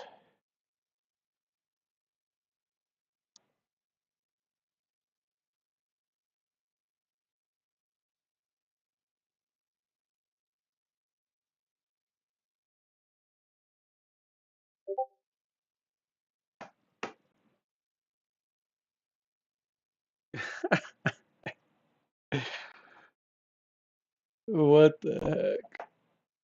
I don't know why you're watching that at all, bro. Powell says we're at the higher end of the range of neutral.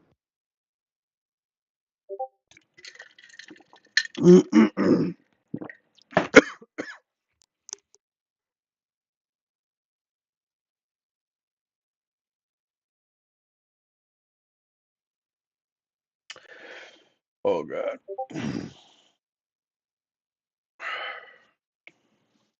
Well, hello everybody. This is Donald J. Trump.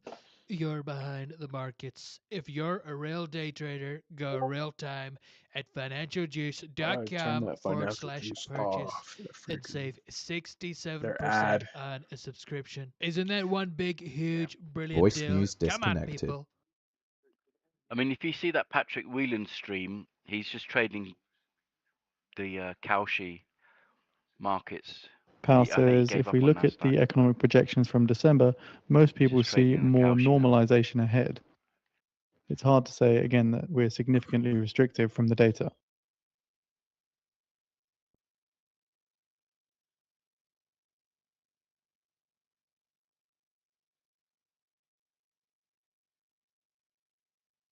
Powell says we've moved a good way on rates.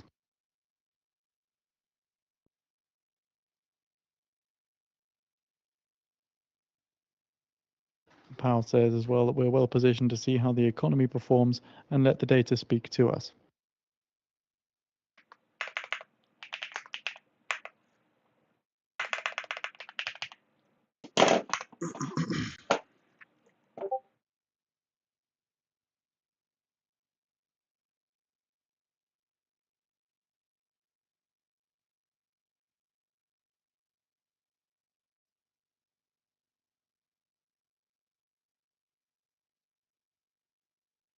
Powell says there was broad support for holding today, even among non-voters. And Powell says, I'm not trying to articulate a test for when to cut next. So again, that's Powell being vague on the future rate moves this year.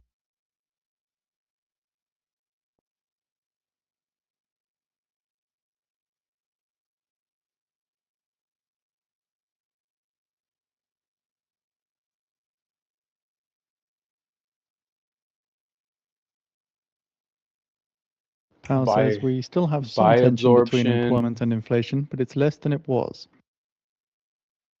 That's Powell saying risks to both sides of the mandate have diminished a bit.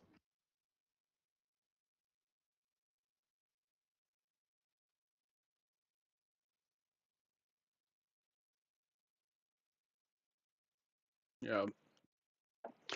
Buy absorption again here.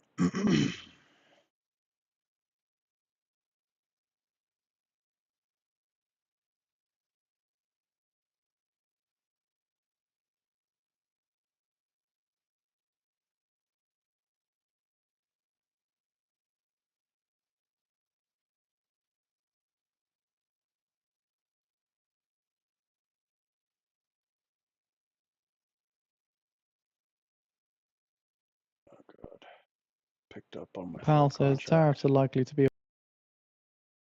a one-time price increase. Most of the overrun in inflation is from tariffs, not from demand. And he says a lot of tariff effect has moved through the economy. Says core PCE X effects of tariffs on goods is running just a bit above 2%. And Powell notes that that's a healthy development on inflation.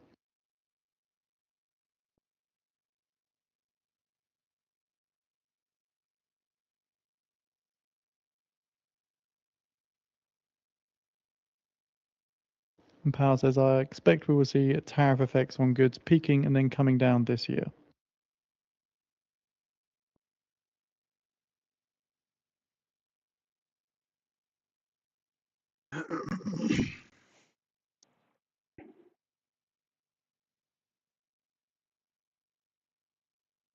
Powell says also, if we see labour market downside risks re-emerge, we would have to look at that.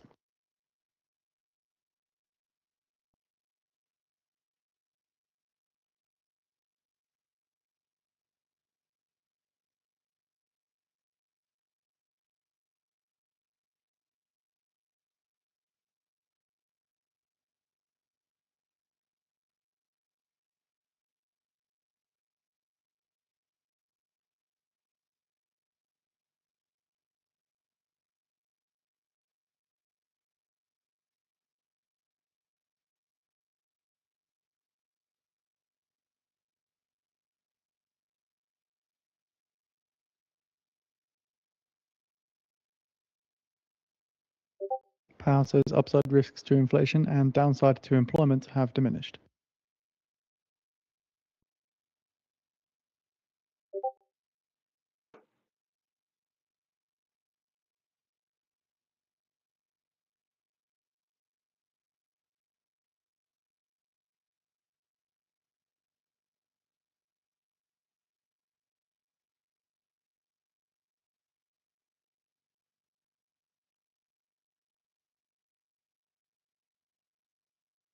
And Powell says it's hard to say if risks to the mandates are fully in balance.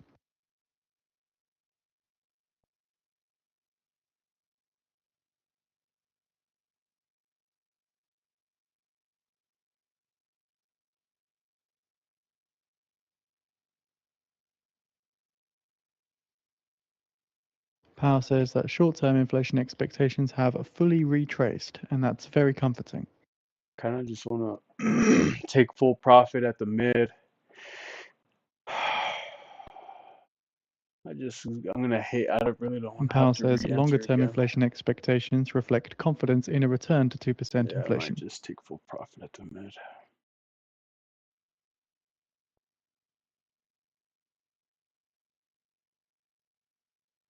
If it impulses above the mid,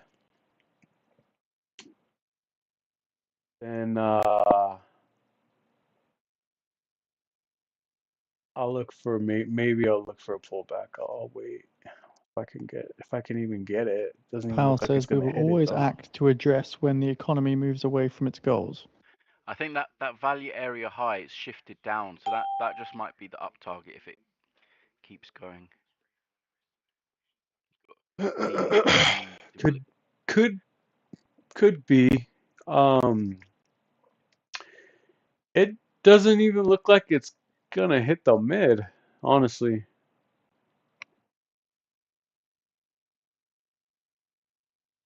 Yeah, that's crazy. It doesn't. I don't even think it's gonna hit the. That's a VHBN right there too, right above the mid. It doesn't even look like it's gonna hit it.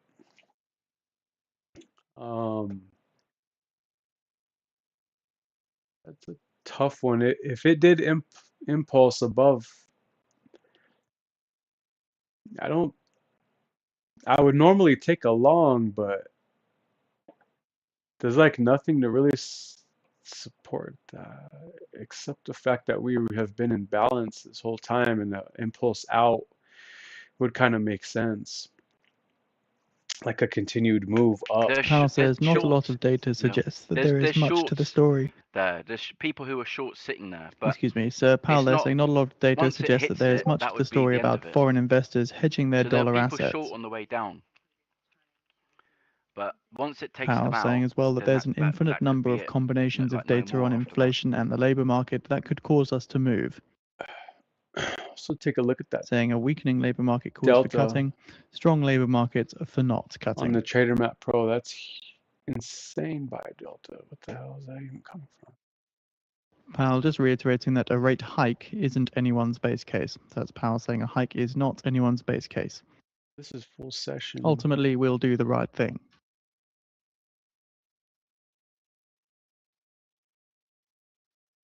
Full session delta. There's a huge buy delta at 7,009. Probably from ETH.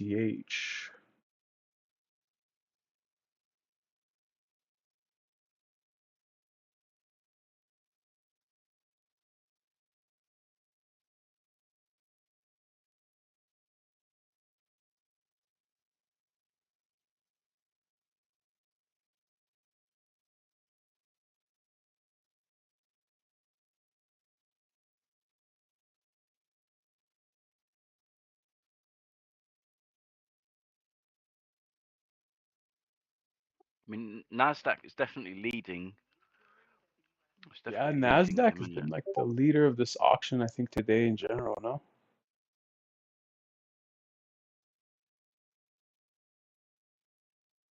Powell says the US budget that clear deficit is before, but unsustainable. The sooner we work on it, it the was better. clear the last 10 minutes. That's Powell saying that the fiscal picture needs to be addressed.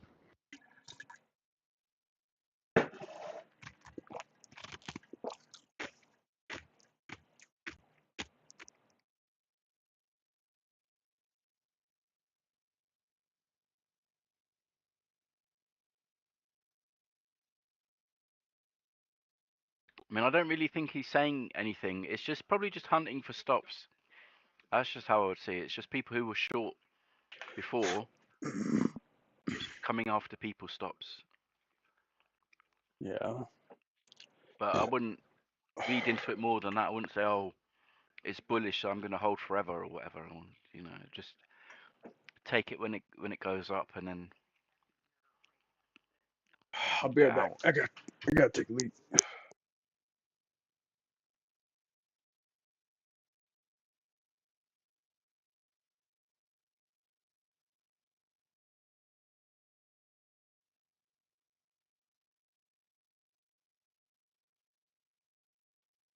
Powell commenting that there's not a tight link between 10-year rates and the overnight rate.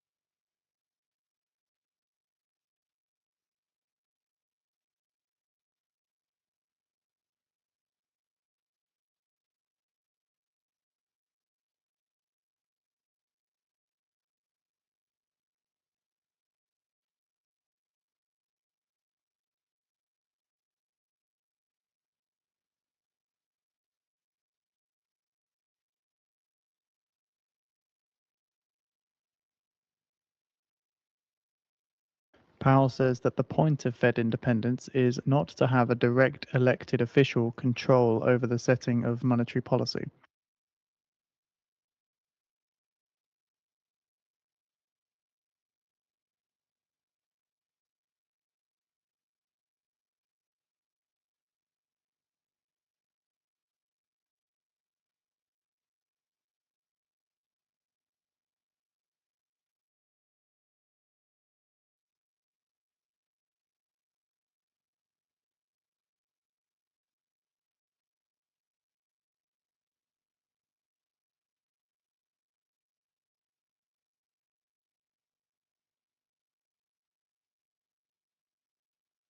Powell says if Fed independence is lost, it's hard to restore credibility. But Powell does comment saying that he doesn't believe that the Fed will lose its independence.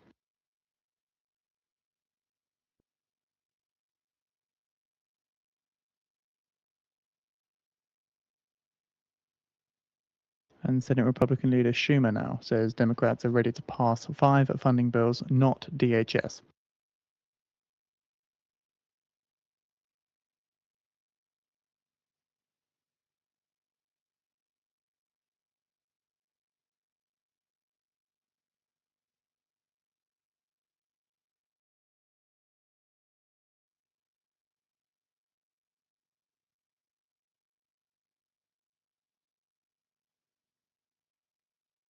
So, excuse me, that was Senate Minority Leader Schumer. Minority Leader Schumer adding that the DHS funding bill needs work and Thune must separate it.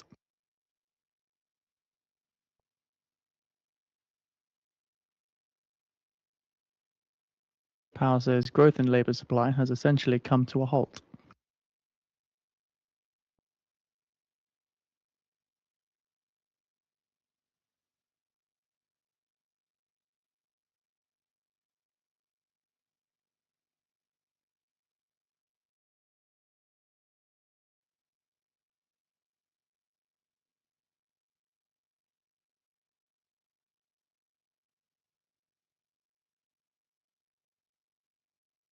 Powell says the job availability read from the Conference Board is an indication of softening.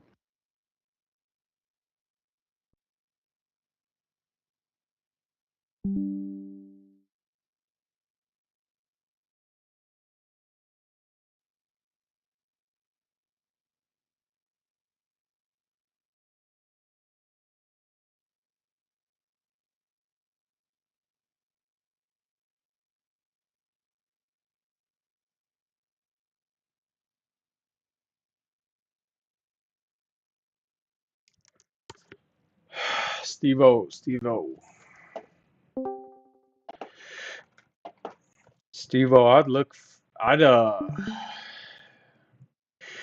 I struggle with always seeing the opposite side of the trade. So I need to keep more I need to be more conscious of that.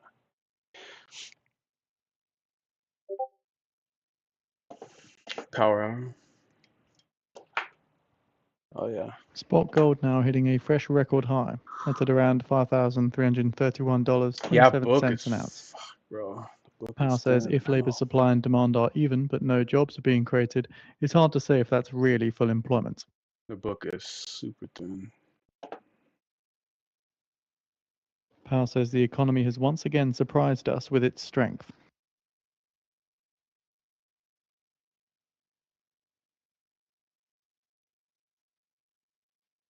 Oh my gosh, dude. Oh my god. I can't believe you guys are watching that.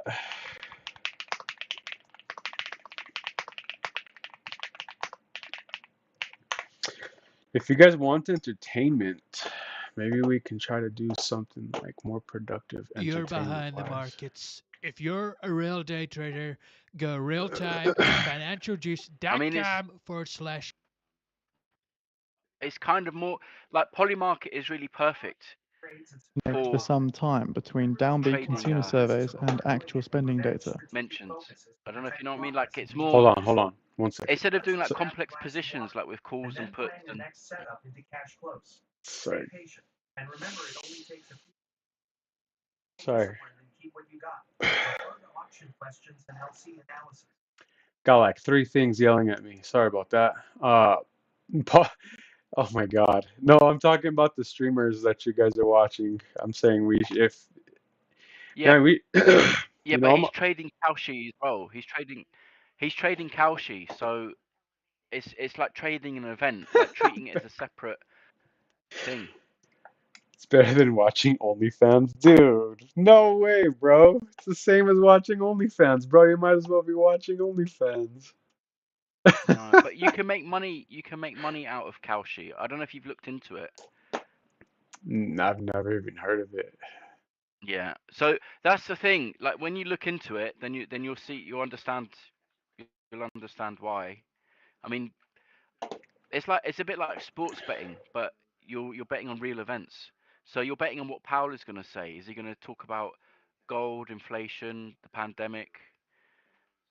And you can buy, You say it's perfect. Did you mean you that buy a it's position, and if Polymarket's perfect, meaning that like their predictions are pretty accurate, or are they're just no, source state, they're like crowdsourced, if right? So no, what I'm saying is instead of using like SPX options to trade on what Powell is going to say, and start trading currencies and trading gold and trading treasuries, you can just go to Kalshi and be more direct. You can do it word for word. Is Powell going to say credit, or is he going to say consumer confidence, or is he going to say certain things? So before these prediction markets, if you wanted to trade an event, you had to put a complex trade together, like shorting currencies, trading gold, and trading, like I say, treasury market. It's quite complicated. Being long the S&P and being short this, or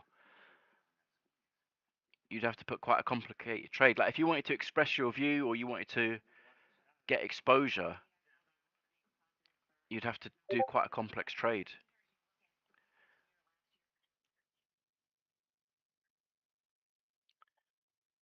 But with Kalshi and Polymarket, you can drill down. So it's like Trump gonna invade Iran, or is he gonna bomb Iran, or what country is Trump gonna bomb next?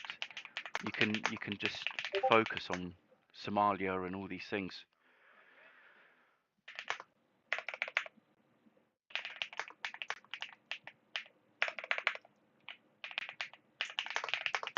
It's more, if you're into fundamentals and macro, it makes sense.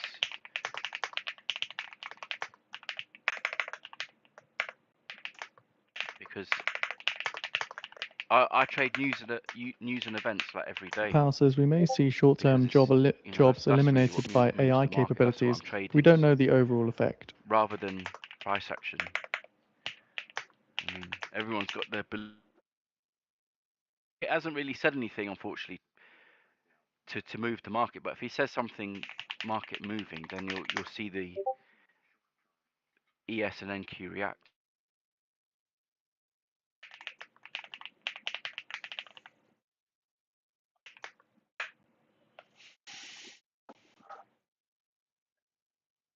So he's saying he doesn't know Powell the says overall there's effect on some AI connection, it appears, taking away between low people's hiring jobs. rates for recent But college grads and AI. it's not really saying anything.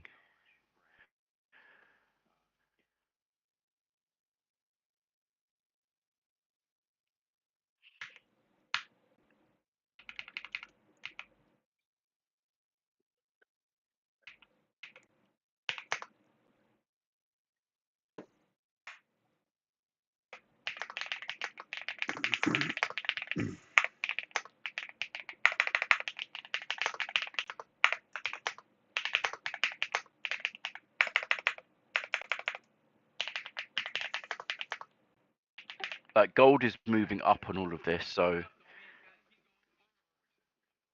the gold is liking.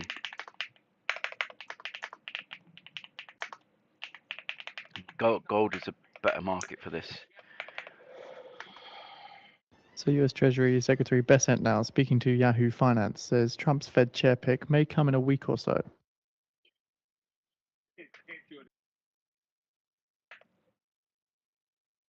Powell says on net, there's no progress on core PCE last year. Most of the inflation So that overshoot was in Patrick guy, goods he said related to tariffs and lost was one 15 time. on Kalshi. He reckons. He kind of bought yes on everything. He said that Powell is going to say a lot of things, but he hasn't said too much. So keeping an eye on FX crosses here. Dollar yen up spot 77%. Pound against the dollar down spot 32%. That's cable. And euro down spot 74%.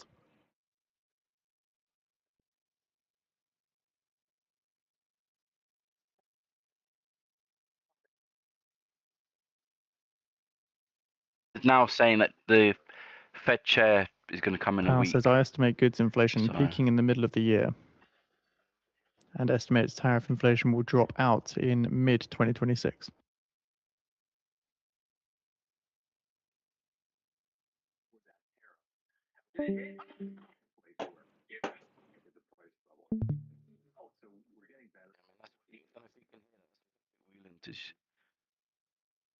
US Treasury yields pair their increase as Powell continues to speak.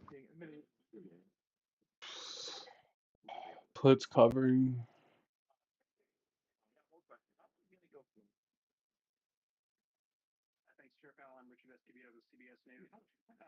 Equities starting to move together slightly.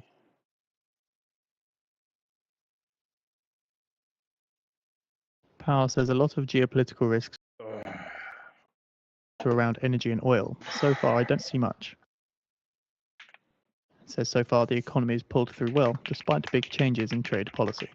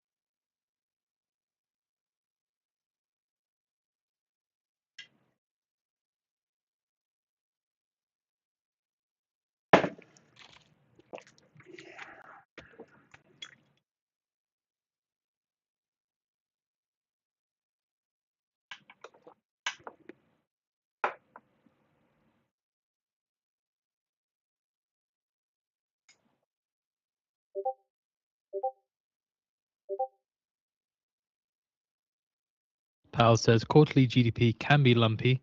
We need to look for the year.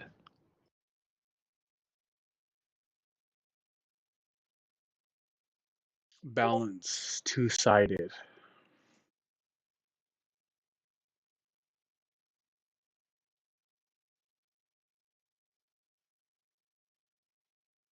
Remember we said this earlier in the stream? Balance, two-sided.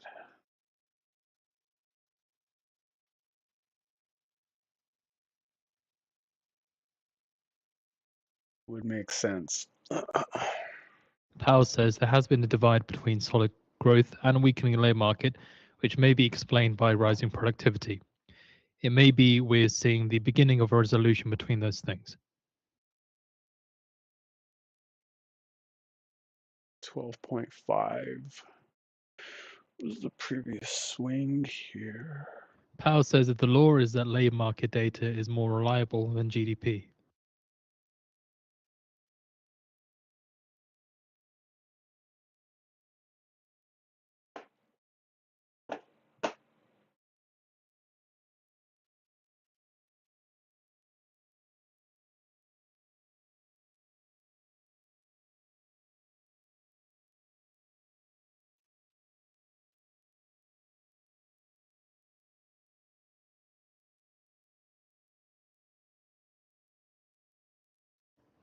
Powell asked about advice for his successors. Fed chair says that I stay, ES stay is out creeping of up. politics. I'm not saying it's easy to trade, but it's definitely creeping up. On just that last 10 minutes.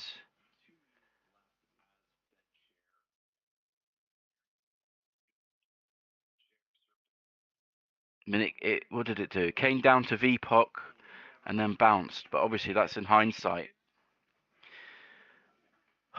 And you can see, look, we're coming up to flipping value area high, but like I said, it's not easy to hold through all all that volatility and all that chop. But remember, I was saying value area high. So value area high shifted down.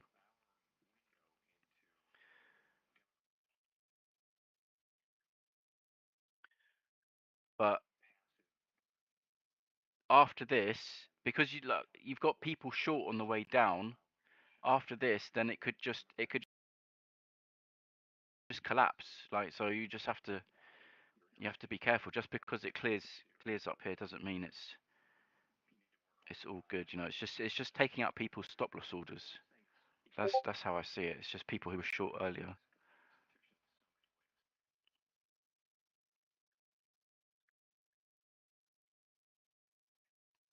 It did slightly miss it there.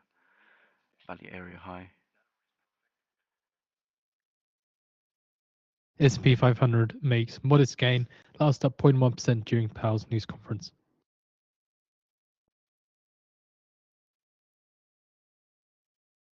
Powell says it don't take much macro message from precious metals.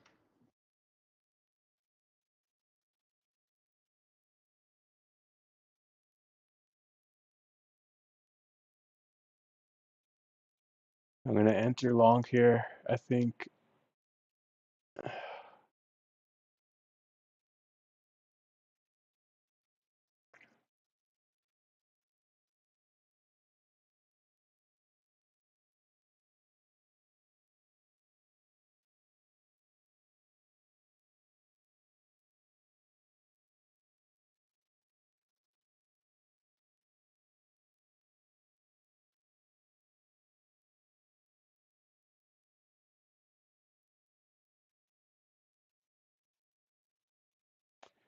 we got an algo on the bid coming up too, potentially skewing the auction.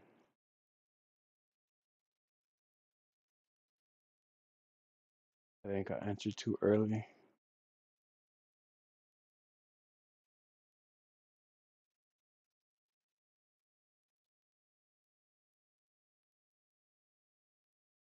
That wasn't really like an impulse either.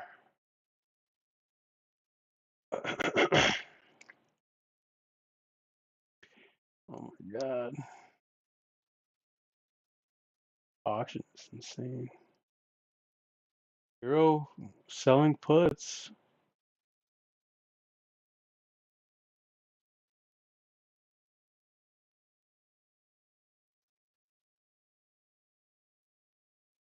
Oh, they just got slammed. Hero just got slammed. Look at that. Hero's getting slammed right now.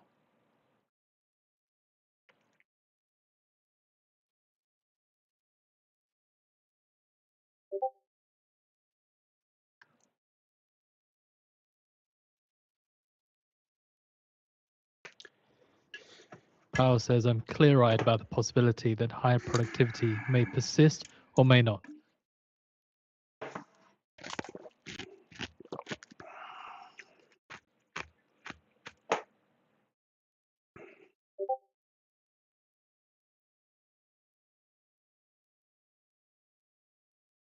Adding that I'm well aware that higher productivity changes the way you think about inflation and others. Nope. Nope.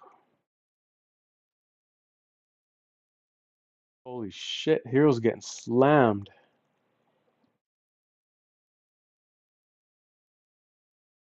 Their setup was their setup for the short.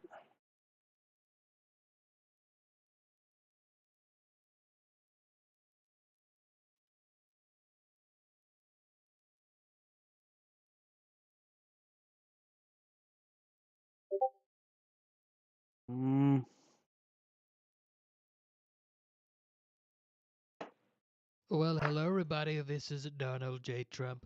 You're behind the markets. If you're a real day trader, go real time at financialjuice.com/purchase and save 67% on a subscription. Isn't that one big, huge, brilliant deal? Come on, people. I don't see nothing, it's just chop.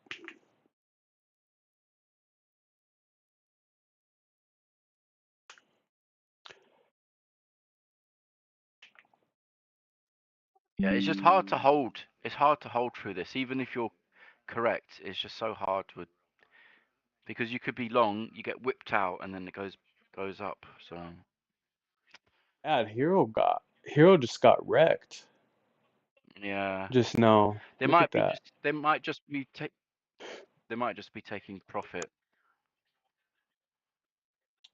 And they're still selling the puts. Would re-enter right here, but this is not what I was. That concludes Powell's press conference. He just ends That's off the with end of saying the we need to keep conference an eye right on there. inflation, saying that we can't declare victory on inflation prematurely.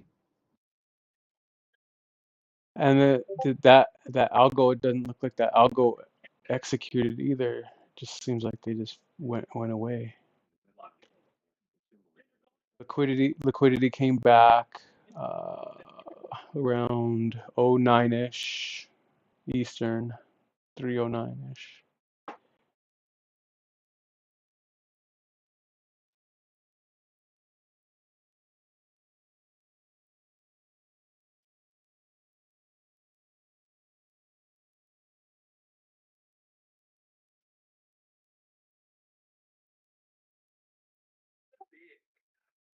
That's it now with Powell. That's it with Powell. Yeah, maybe that's I don't know. Maybe that's why Hero got. Yeah, you're right. Just came down a lot. It just came down further than I was anticipating it to. I think this trade is done for me. He did notify, which was quite interesting. They do expect that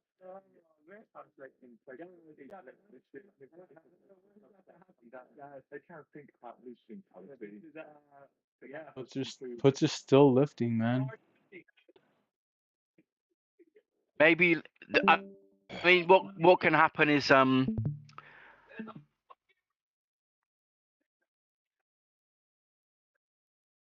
like maybe like the last half an hour, it will start responding. So they might be just building, and then when it hits like 1 billion or 1.5 billion, then you'll start seeing the market tanking. So if they're selling calls and buying puts, they might be just collecting the position, and then ES and NQ will respond.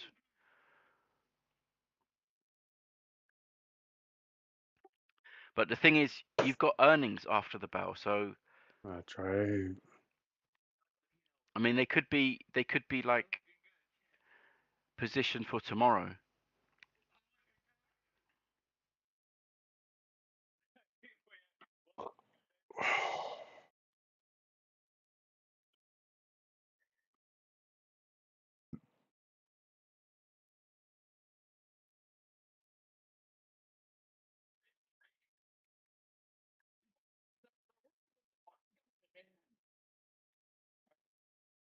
No setup, no trade.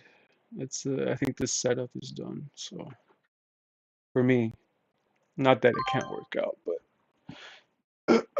I would long here, but it's just it's just not what I was. Just not my setup.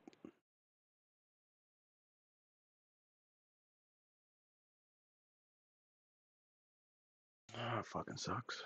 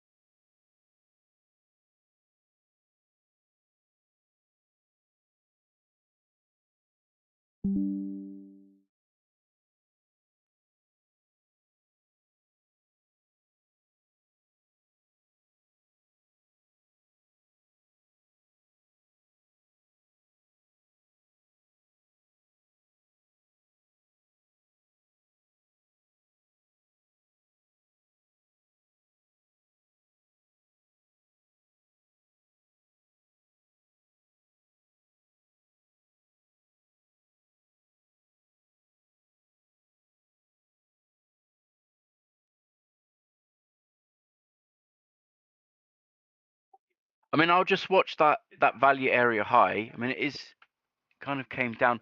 They just ideally you just want it to take out the stops, and then it will probably roll over. Like the hero will start responding.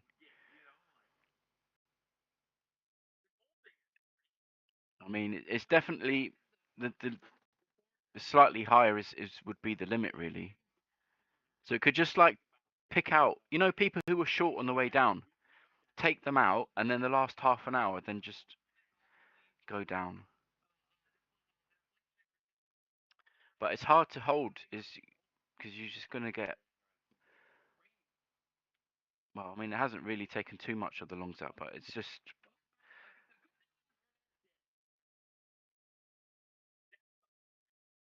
It's not really smooth.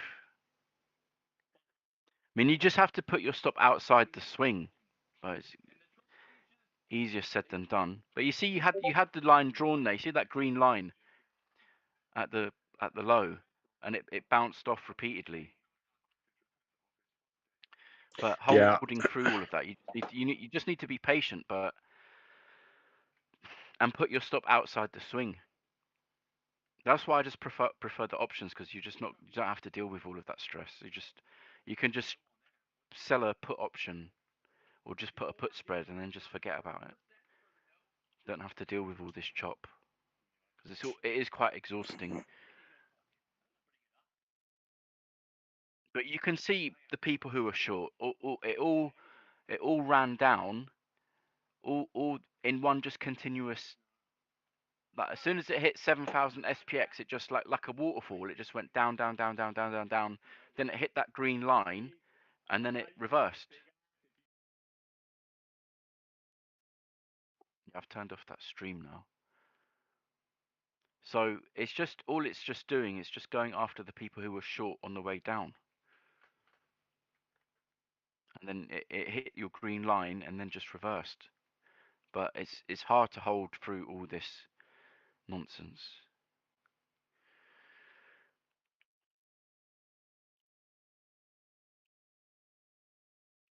It almost looks like it's just gonna close right here.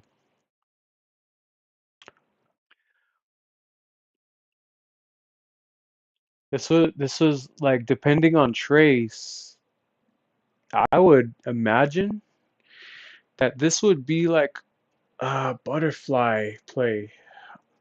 Let me check trace out. I would anticipate the market to close like right here at the mid, 7,010 ES. Charm pressure. I mean, look, No. we're coming into that value area high again. Like we're nearly there. See, the problem is it shifted down, but Nani.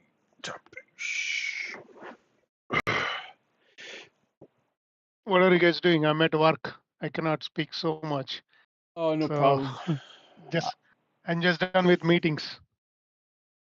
If I were to trade, if I were to put money, I would look for I would look for a move out, and I would trade it back in. I'd anticipate a close here at the mid. It's gonna go up or down? I'd anticipate a close at the mid. I would say 7,000 to be honest. I mean, where the VPOC is, 7003, somewhere around there. We can just ping pong. We can. You see, it didn't quite get to. Yeah, it didn't quite get to. No, not that one. Like you've got value area low. Yeah, I see it. 7,002. And Yeah. you got.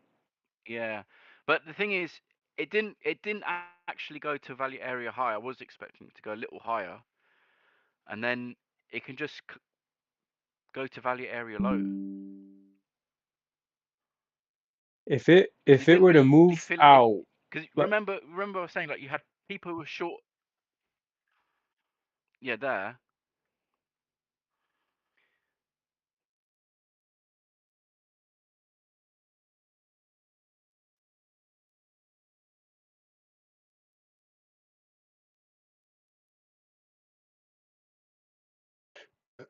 because here 7,010, you got overlapping VPOCs. You got this old naked volume pointed control there. You got yesterday's volume pointed control there.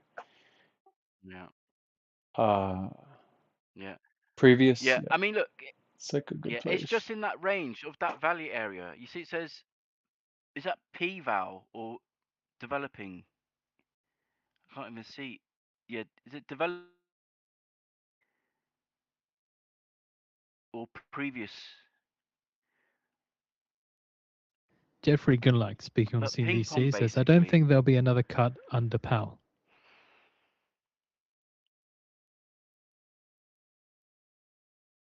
Liquidity show.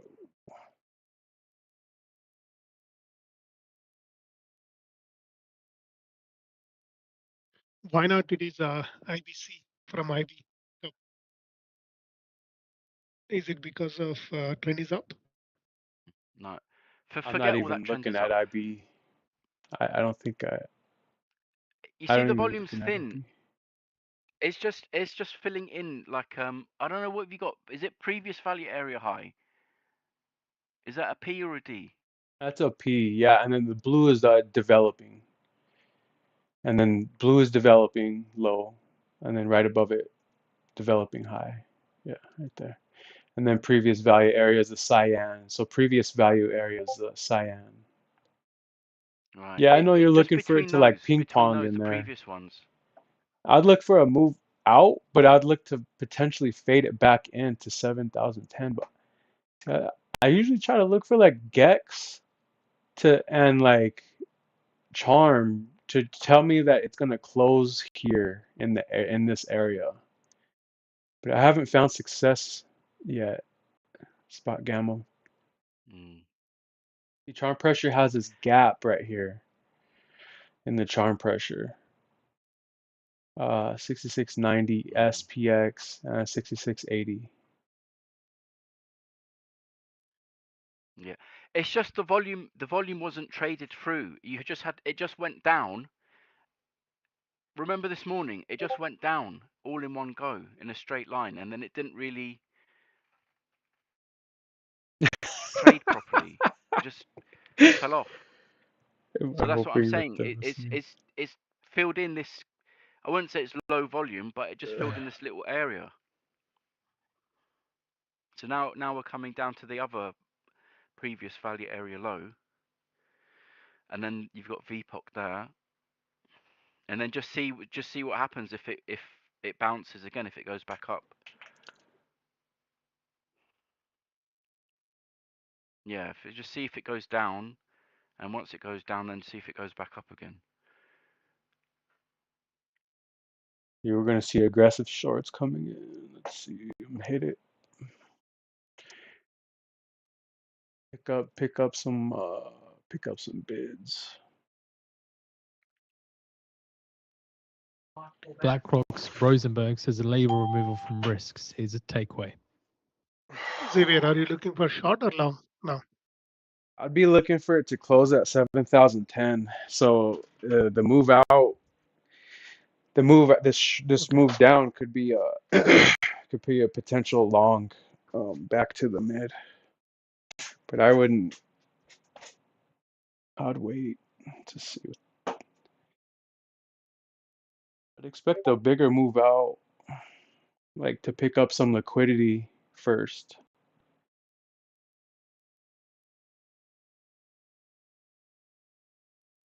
There's not a whole lot of, there's kind of a bit.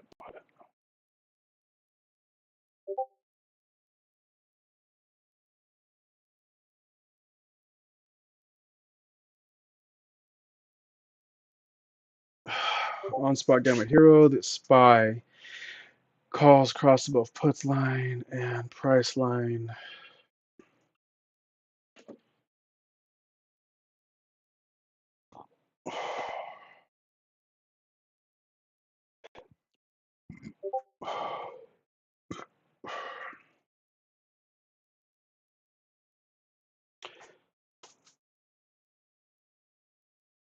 Picking up these bids.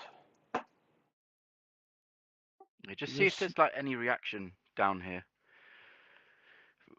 It might go down a touch more. mainly like you've got a limit order there at 7,000, but Yeah, I see that too.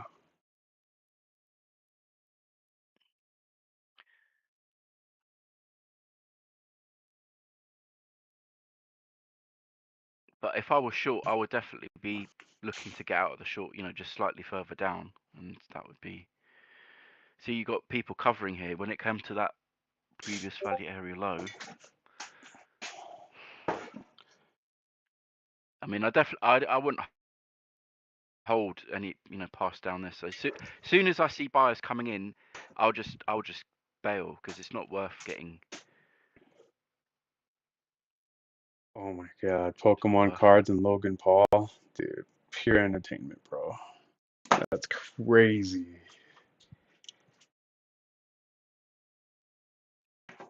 Let me check the SPY out, like what you just said. I mean, they're definitely absorbing this nonsense here. Be right back. Take a leak.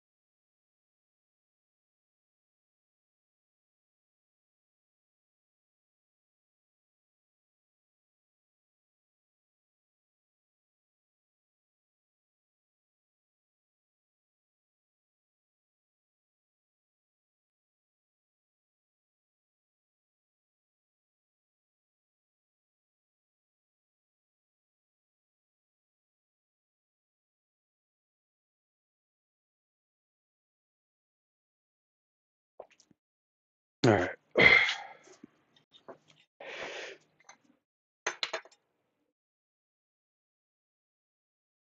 looking out for it to ask myself why Slot watches this guy.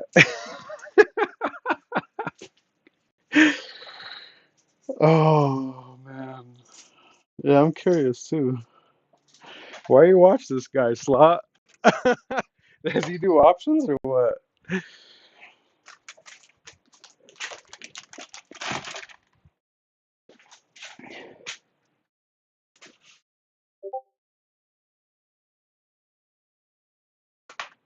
I'm not watching him, but I'm just guessing.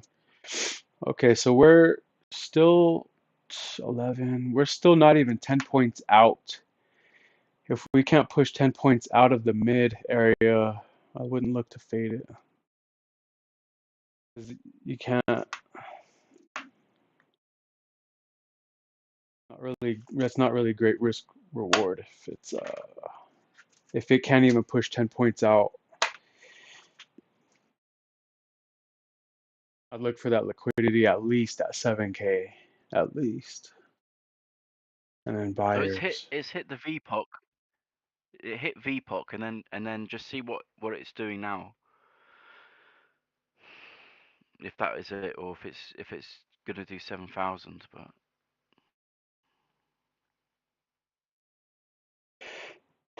It's not even 10 points from the mid. That's just kind of nothing for me. Nothing for me. But you see, it's touched the VPOC there. So Yeah. this is what I'm saying. I would have been out. I would have been out by now. I wouldn't, I wouldn't be holding through because see when it comes back. See, it's going up. See when it comes back on you, there's just no point. It literally is no point. So Yeah, I wanted to check the SPY out.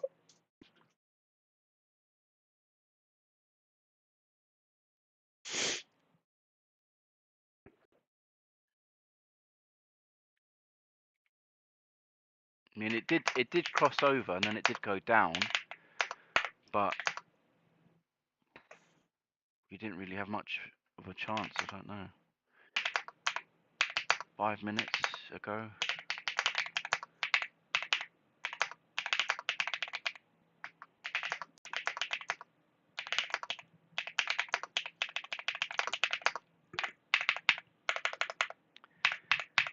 It's just it's kind of like jammed up. What was it, like the sticky toffee?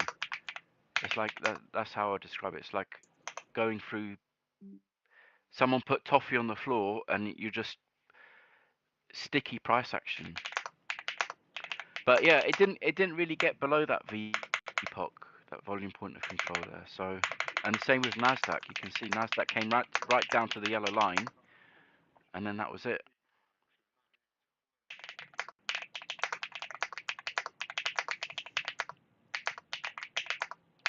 They've got the same idea, you see. If you're short, you just bail there. It's like one of those moves where they're gonna push it down to 7K right before the mock. Then if you want to get long at 7K-ish, right before the mock, you can't get a scale before the mock. So it's a gamble.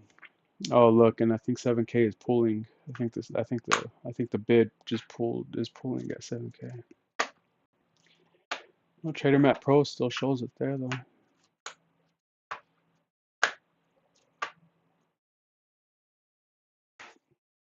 Pushing it down into the mock. And then if you buy it thinking it's going to go up, you can't get a scale before the mock. So it's just like you're just risking a full position on a gamble.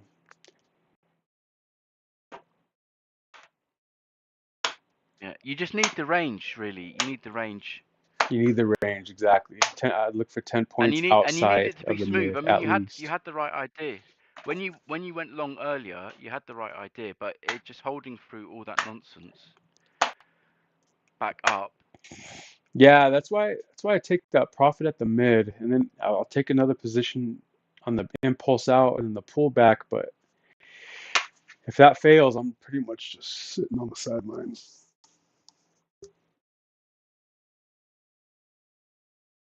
Quite some divergence on that hero there, no? Selling calls. Yeah, selling calls, selling puts. So interesting. Yeah, I mean, Selling maybe just calls. check the earnings. Like, what is it, Microsoft and the other ones? Yeah. Oh yeah, huh?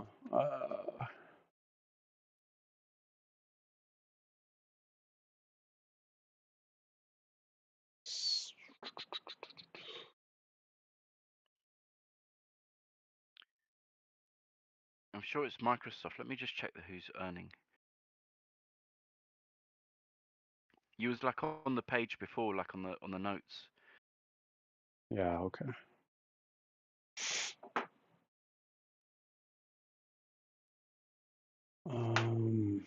Meta, Tesla, Microsoft. Yeah, I was just about to say, yeah. So LRC. it might be clearer. Like Meta, Tesla, Microsoft, it might be clearer. Spot silver gains over 3%. Ooh, look at Tesla. Damn. So call flow, heavy call flow. And Meta. And Meta. You're behind the markets. If you're a real day trader, go real time at financialjuice.com Quite some divergence there. /purchase and save 67% on a subscription. Buying calls Let's and make a puts. big, beautiful deal, people. Come on. And what was the other one?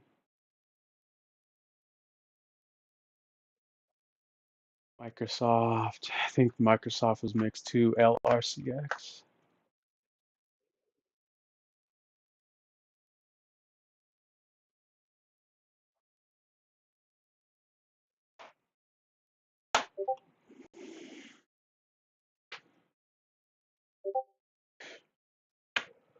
I haven't heard it now.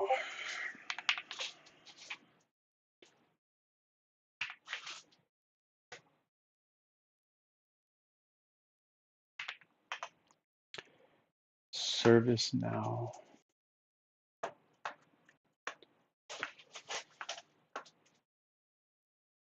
and LRCX. What is that? Lamb Research.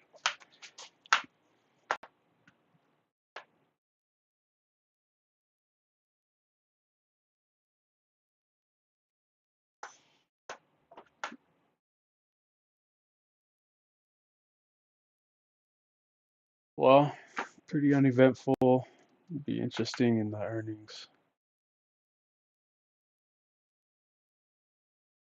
7,000. It's so weird. Like 7,000 liquidity, like looks like it was pulling, right? But on Trader Map Pro, it still shows it there.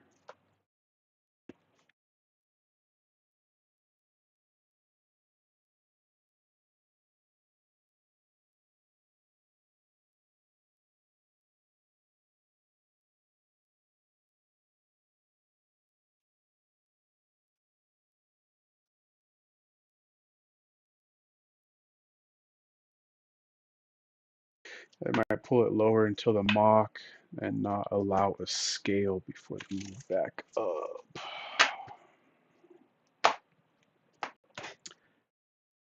What can I do? I need to write a letter to Spot Gamma still, asking them those questions we were talking about last time.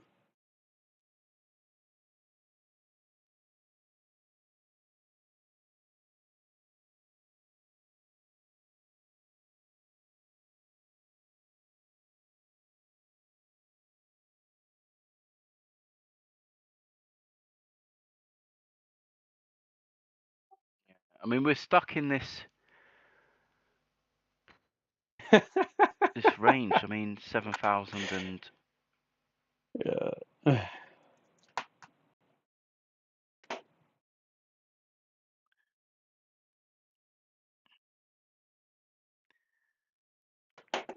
Um,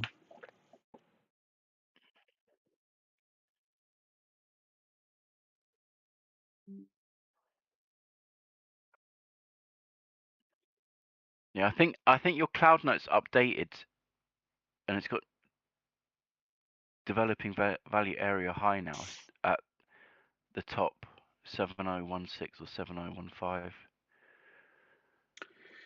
it has it at the low volume node at 15, 16-ish. Yeah, so that there value area high, that there basically where you got the blue thing.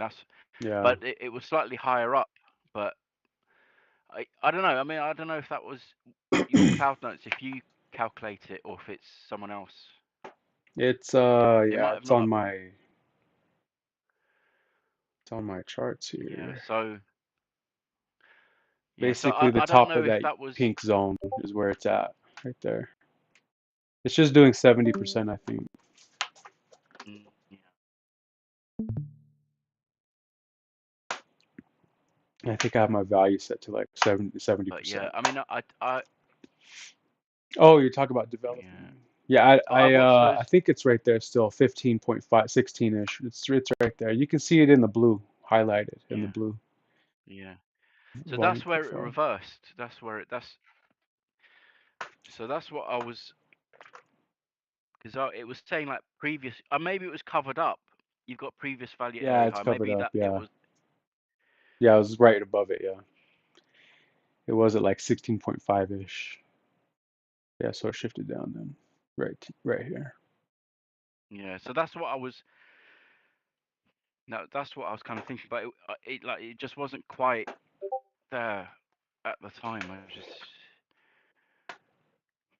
I mean, it did move down. It moved down.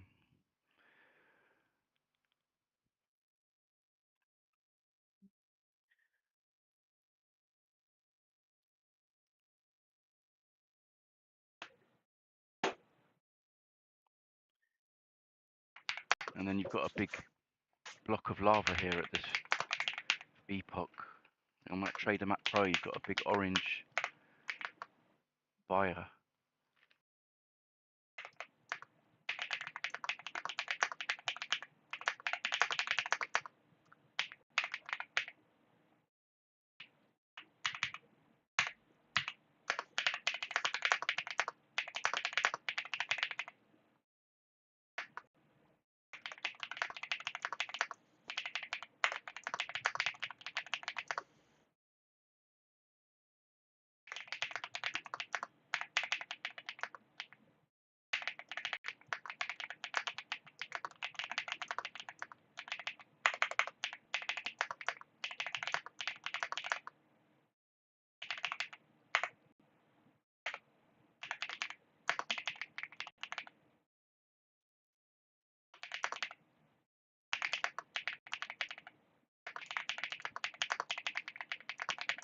And you see where the buyers came in earlier? That's that deval. You know where you tried getting long 6997. Mm-hmm. Yeah. That It's just liquidity came holding. back. A huge liquidity block. Oh, you just mentioned that liquidity block. Okay, I see it now on Yeah. TraderMap Pro. It's really evident on TraderMap Pro, right?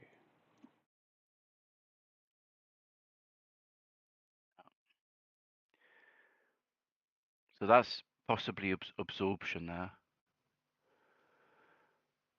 at the VPOC. Someone definitely took the other side of that move down.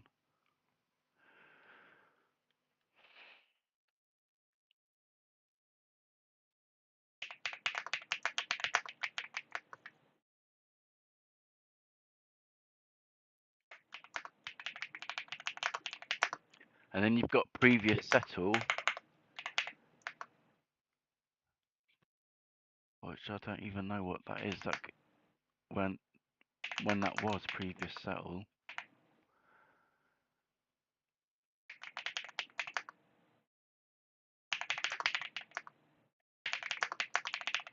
One minute, gonna until we get the market on close imbalance data before we get the earnings coming through. Yeah, it's The just Microsoft that sideways first. nonsense again.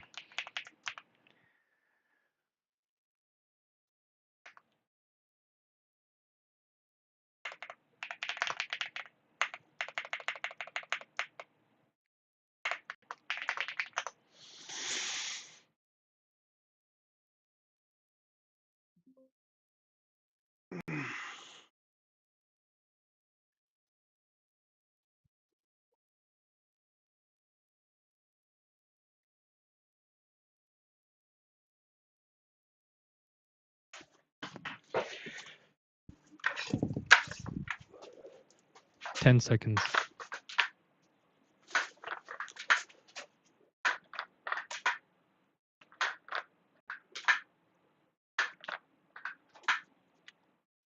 Market on close imbalance. S&P 500 sell side 1 billion, Nasdaq 100 sell side 1.1 billion, Dow 30 sell side 67 million, and Mag 7 sell side 755 million. 2.75.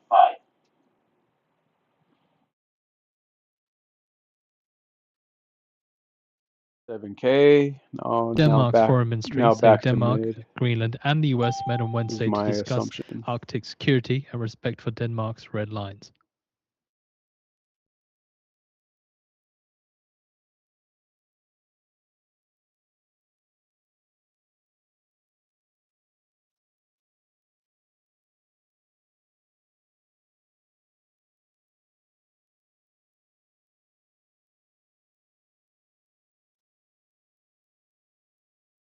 Such a terrible.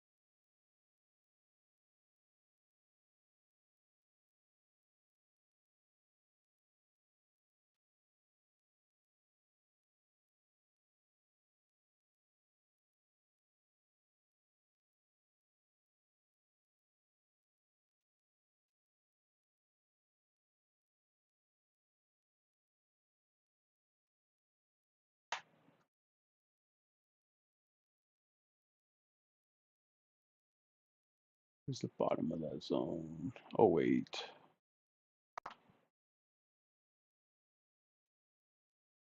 The top of that zone. Just the mid.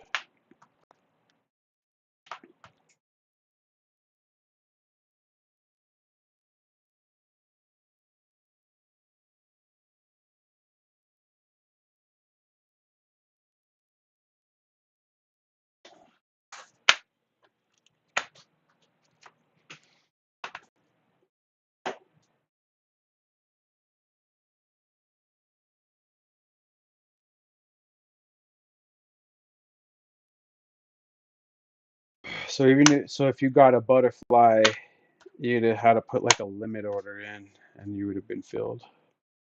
Otherwise, you really can't enter. So a reminder, at the top of the hour, we're expecting earnings from Microsoft Q2 2026 with an EPS estimate of $3.92 and a revenue estimate of $80.3 billion. Reminder and then later on we get Meta earnings for their Q4 2025 at 4 p.m. Eastern Time. EPS estimate of $8.19, revenue estimate of $58.42 billion. Tesla at 4.5 as well. At the same time, EPS of 45 cents for the estimate and revenue estimate of $25.11 billion. And then at 10 past 4, we get IBM earnings Q4 2025, EPS estimate of $4.28, revenue estimate of $19.21 billion. What's the guy from Simpler Trading? What's his name? Yeah, I know who you mean. He made that squeeze indicator.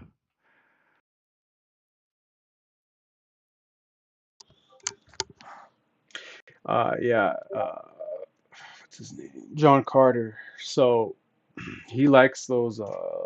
Yeah. And then one of his traders that he has on his site, they really like those butterflies. This one you would have had to put a limit order on your butterfly. You would have had to put and say, I mean, if you wanted to get picked up on this, you just can't. You just can't do it. You'd have to put a limit order in and hope that it works. And if this closes within 10 points of the According mid, to then LA Nikkei polls, Japan's LDP could win majority those in butterflies elections. would Remember, be a good that's buy. for the lower house elections in Japan. Well, maybe not, because that's only 10 points. I mean, this really kind of sucks for retail traders. Unless you're just selling all the options.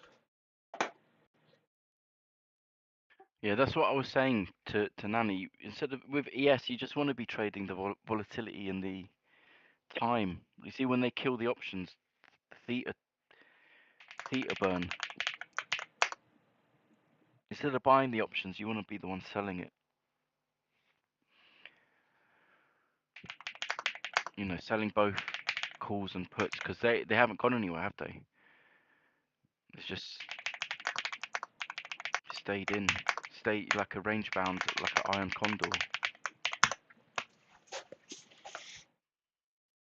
Did you put a limit order in, Nani, or did you mark it? Did you get in sooner than mine, or at the same time?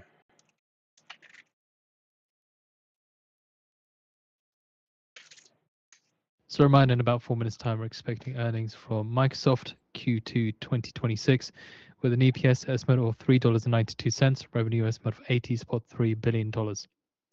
And then in about 9 minutes' time, we're expecting earnings from Meta and Tesla at the same time. Meta EPS forecast estimate is $8.19, rev estimate of $58.42 billion. Tesla EPS estimate of 45 cents, revenue estimate of $25.11 billion. That's probably smarter anyways, man. It's a reminder with Meta and Tesla, it's they'll not be good risk reporting reward Q4 anyway. 2025 earnings. It's kind of a bad trade, honestly. It's just that I had already kind of planned it out. And if the buyers came in, which they did, then I would have took it.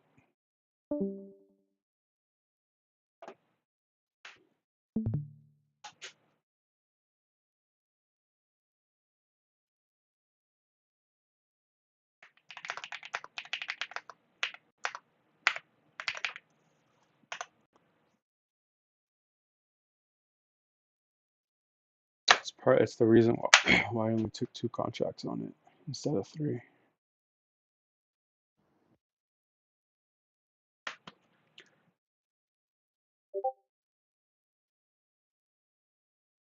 I mean, it could be worse. At least you're not shorting it. You're shorting it like right at the low. You know, It could be much worse. True. Yeah.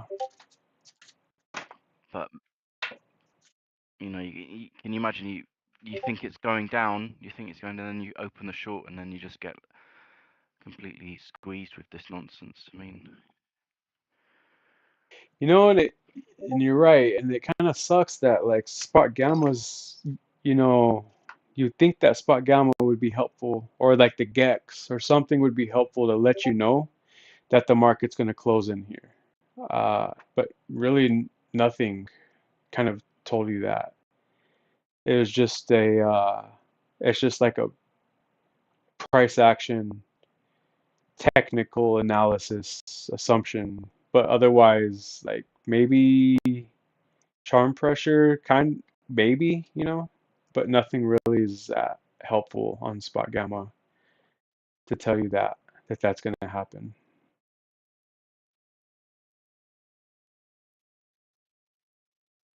Just like it's just experience or whatever, or yeah. hours of observation. 1 minute gonna to get Microsoft earnings. Yeah, I mean it's just been stuck in that value area. See on your Sierra chart, just that blue. It's just been chopping around in that blue stuff for most of the afternoon. Hey, y'all ready for the earnings?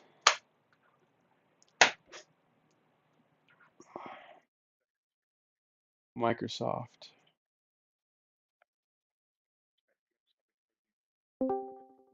Microsoft first. Yeah, Microsoft first, and then 5 minutes later, Meta and Tesla. And Lam Tesla's? Research 10 is quite seconds. important. Tesla's Tesla usually waits, right, till like RTH close.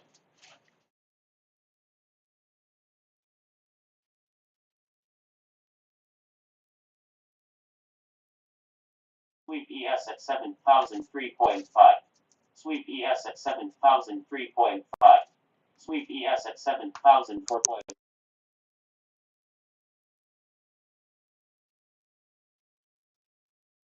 Still waiting on Microsoft earnings to come through.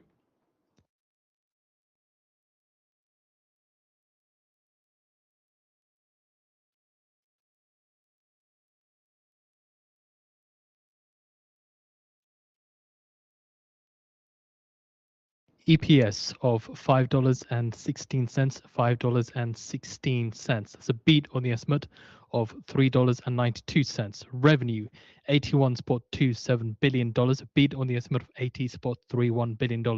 Second quarter intelligent cloud revenue, $32.91 billion, a beat on the estimate of $32.39 billion. Second quarter Azure and other cloud revenue, excluding FX, plus 38%, in line with the expectation of 38%. Meta data coming through now with an EPS of $8. So fourth quarter EPS of $8.88 compared to the year-on-year of $8.02, and that's maybe like all those beat puts on the estimate you of $8.19. move. Revenue of That's right. $59.89 billion, But beat on the estimate of you can't really trade it like this. $58.42 billion.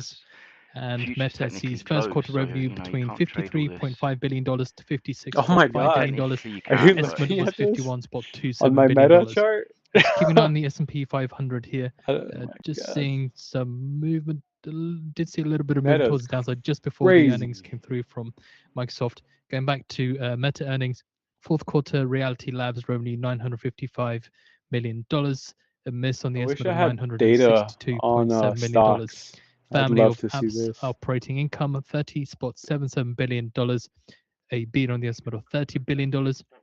Reality Labs operating loss of $6.02 billion compared to the estimate of $5.8 billion. And family of apps revenue $58.94 billion, a beat on the Yeah, estimate of DX feed. I would love to $57.47 see billion. this, dude. I bet that's just nuts. Meta sees 2026 capex of 115 to Yeah, I mean, this is the 135 thing. billion dollars, compared This to the move estimate would of have been 110.62 billion dollars. ideal Microsoft during the says day, that but commercial remaining performance obligation not after is hours. You see, it's just $625 billion impossible. dollars. Meta sees total 2026 total expenses between $162 billion to $169 billion. The estimate was $151 billion. So again, Microsoft beating its EPS estimate of $3.92, come in at $5.16. Revenue was beat as well at $81.27 billion compared to the estimate of $80.31 billion.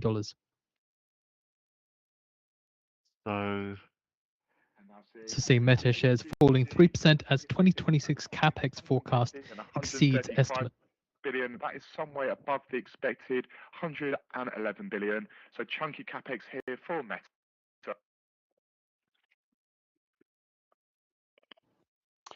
I just drew an anchored VWAP. Let's see when it loads. Tesla earnings Just out come of through now. curiosity. Adjusted EPS of 50 cents.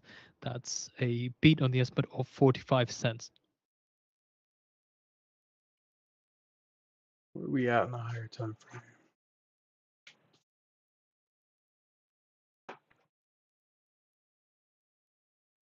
Just going to see Tesla report here. They do report revenue of 24.9 billion. That is shy of the expected 25. We're at the magnet. It's waiting for more data to come through now from Tesla. Also, just keep an eye on Microsoft shares sinking 8.1% after reporting second That was quarter an earnings. impulse below the magnet. See, it's like naked volume point of control from 116. One time from frame up. This Tesla is. says in Q1 of this year we plan to unveil the Gen 3 version of Optimus. We still haven't breached the volatility trigger yet. We're at short-term support currently. Meta's first quarter revenue view assumes FX of around 4% tailwind to year-on-year revenue growth. This pink zone. So this was a impulse below that. Look, this is a old line in the sand from a couple days ago. So it's an impulse down and pull back to the top of that zone. So it looks like a potential short. For a test of volatility trigger. Scheduled for production beginning in 2026, and preparations continue in North America. Production runs of Tesla. Also seeing Tesla's fourth quarter EPS compared to the year at 24 cents compared to the year-on-year of 66 cents. Fourth quarter revenue, $24.9 billion, a miss on the estimate of $25.11 billion. Tesla Fourth quarter missed gross too. margin, 20.1%, beat on the estimate of 17.1%. Fourth quarter operating income of $1.41 billion, beat on the estimate I think of they've all gone down together then. $1.32 Tesla, Microsoft, Meta. Yeah. Yeah. Tesla fourth quarter free cash You flow needed this move during the $1.42 day. You billion, see, miss on the estimate of this would $1.59 have been billion. ideal for FOMC if it was. I So know. Tesla shares But edge we lower can't, in you know, extended they trade won't do following it. results This last is the on about problem. They won't. 0.7%. They keep it stuck.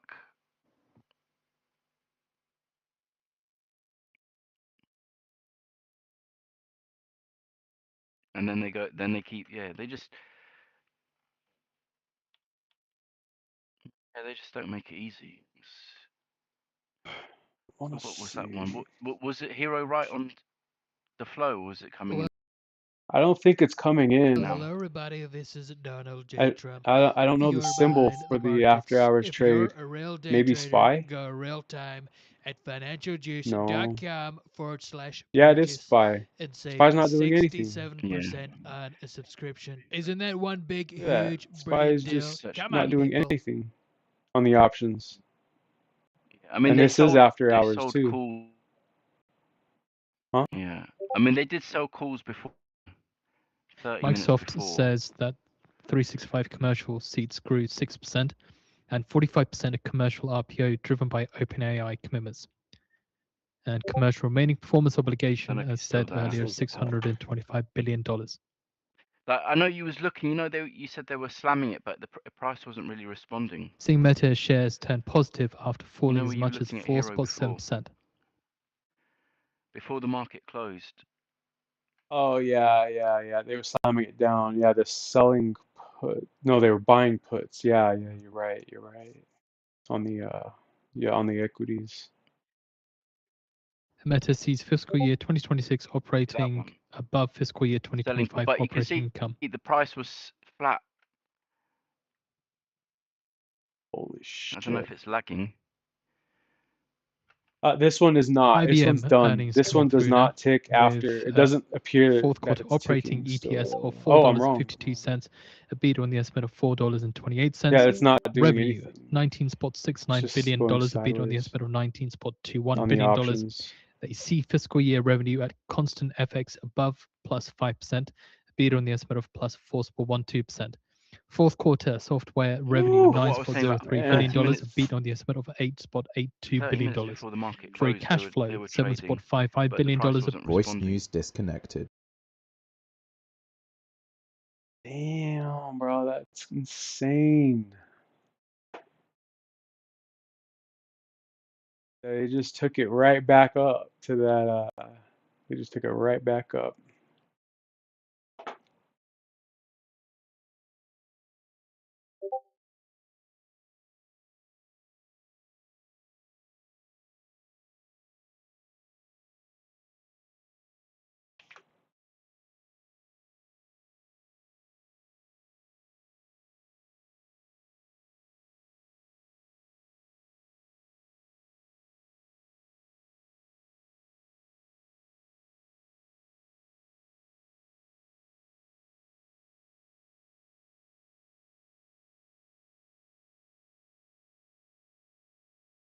QQQ.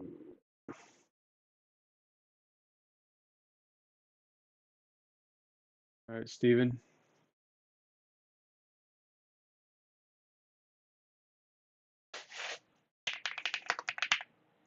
Yeah, QQQ's definitely still trading after hours.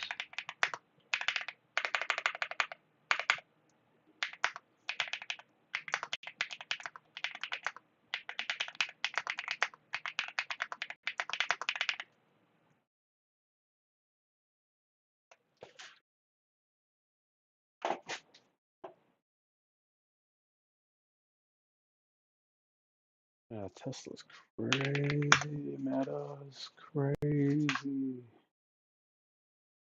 What was the other one? Microsoft MSFT. Oof, yes, Microsoft's hit though. Holy crap. My gosh, Microsoft is hit hard.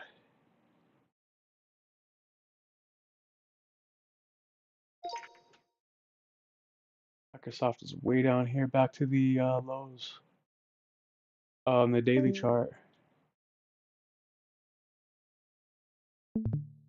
And below major support though. And Microsoft was the one that came out with that new chip, right? That they were talking about. You talk about the robotics or something like that? I don't. Let me just search.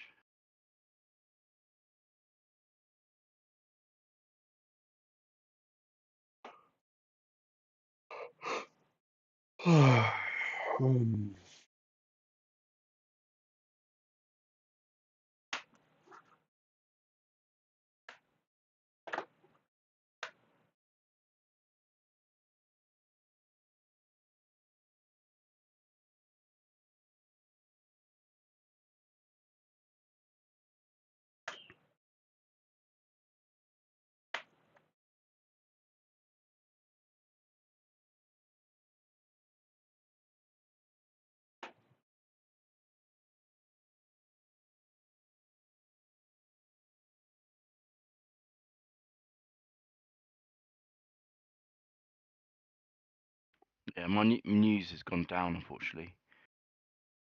Did it? I just turned mine off. I was like, too much. Meta call wall breach. Microsoft put wall breach. Wait a minute, I don't see that. Oh, 700 is the call wall on Meta. Tip. Oh wow, touch of it almost perfectly on meta. I think SPY. Tesla beat Tesla beat. Maybe that's what's causing this move.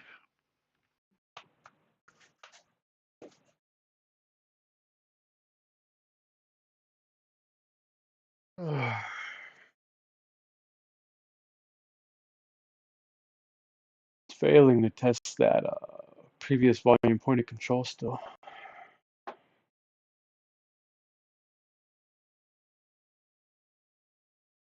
Some profit taken here, maybe. At the metal call wall.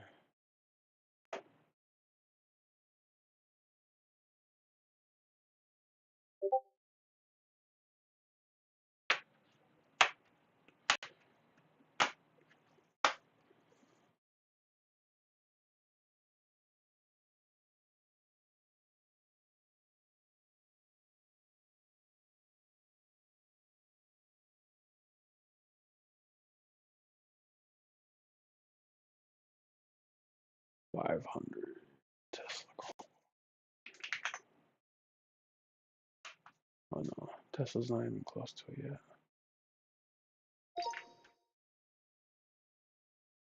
Where's it at? Yeah, it seemed to Tesla seemed to save it. I mean, it's even.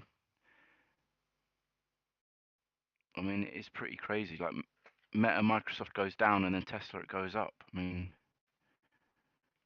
Looks like you it. just get wrecked, and this. I mean, it's just ruined both people. I mean, you can't be long. How can you hold a long into that? If you're holding a long position, I mean, you'd get stopped. And where did it go? You see yesterday's close. It went down to, what was it, 69.80. I was looking for before yesterday's close, but it wouldn't do it. Ugh.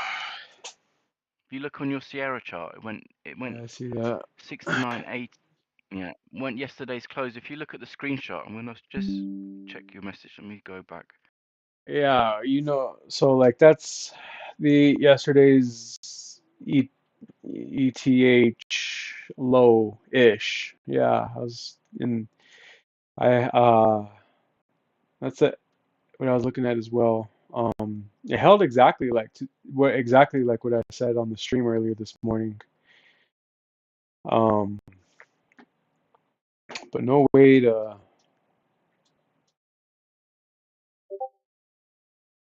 Yeah, you can't really trade it, but if you look, I just sent you a picture again.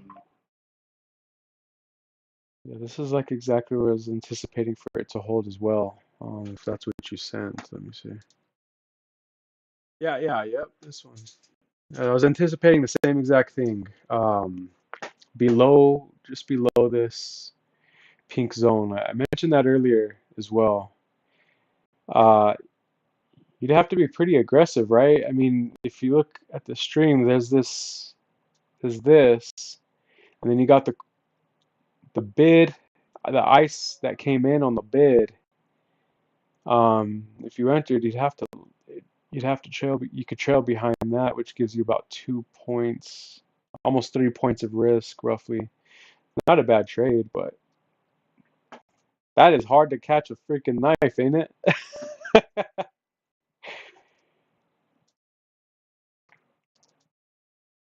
If you're into that sort of thing.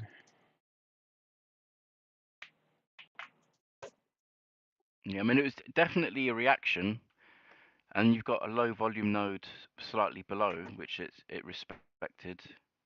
But I mean, yeah, it's a massive reaction. I mean, that's really what you needed when the market was open, not now. I mean, it's just, and that's what I would have traded that, but it's doesn't do it. So, I can't trade after hours, so it's just no point. I need it. I need it during the 8 hours. I was going to do this, but I didn't. I was going to drag this down.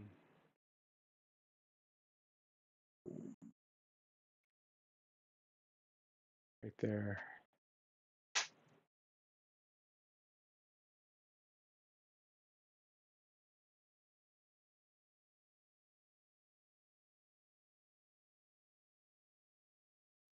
I mean, I think definitely the options traders were expecting it because I could see, but the market wouldn't have it. It was just stuck in that range for hours. So there's not much you can do.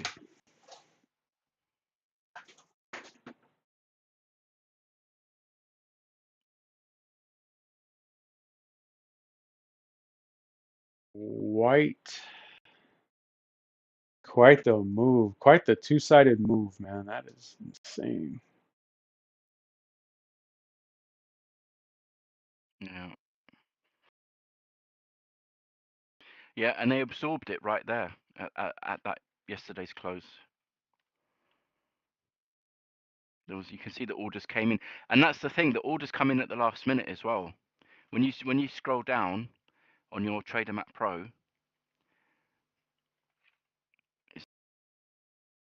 Here? I mean it's higher up. If you go like yesterday's close, they're just slightly down. Yeah, it comes in at the last minute there. Like there's no liquidity, and then when it comes down, then they suddenly come to catch the knife. That thing, you've got like 3 bars of liquidity coming in late. Yeah. Oh, here. Slightly further down, like yeah, there, all of that, yeah, that comes in to catch the knife. I've seen that before. So when the market's crashing, you see that appear, and then it bounces. It'll be like an MBO, market by order. It didn't really feel, but it's some algo or God knows what. But yeah, when the market's in free fall, you see them do that. Yeah.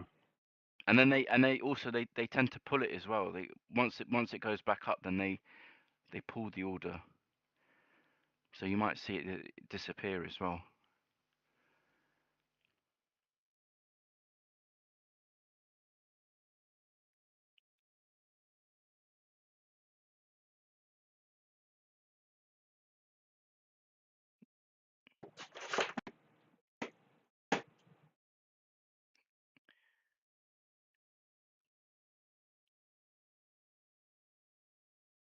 Yeah, I mean they kind of, I don't know what they were thinking. And there's other people that added liquidity there, but I didn't really transact. What's crazy is you just there's no selling. Like there's no sellers even though it went down. It's just going up on like no selling again. Like similar type of Well, the shorts are the buyers as well. yeah. So on that Take move a down, look. anyone who shorted, they all got blown out. I mean, Yeah, both right people there where got blown that out. blue dot Anyone, is at. Yeah, I think right there, right? At 7K.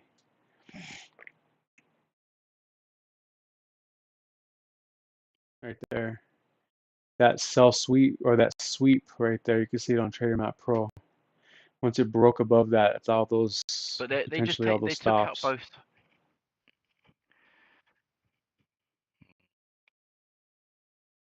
But yeah, they take out both sides. You can't hold along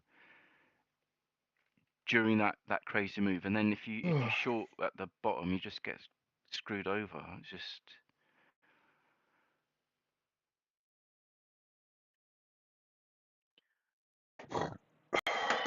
Wow, what a very move. quick. I mean, Nasdaq's still going.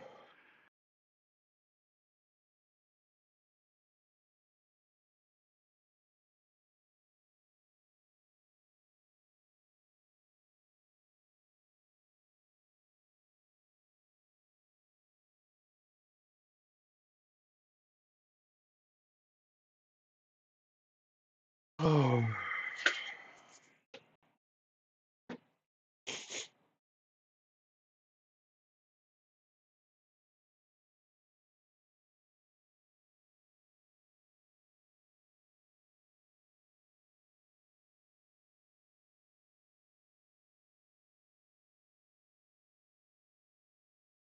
That is crazy. Wow.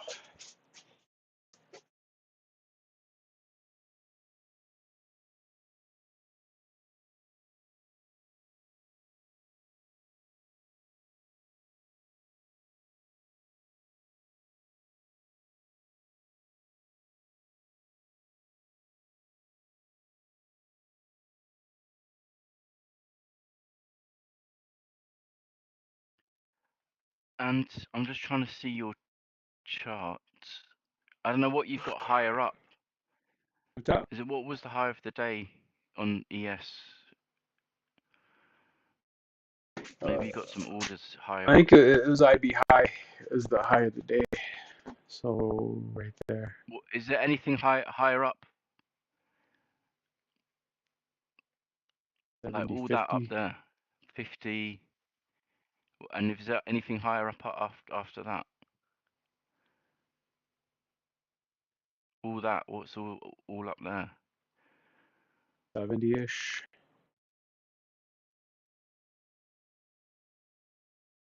And 80-ish.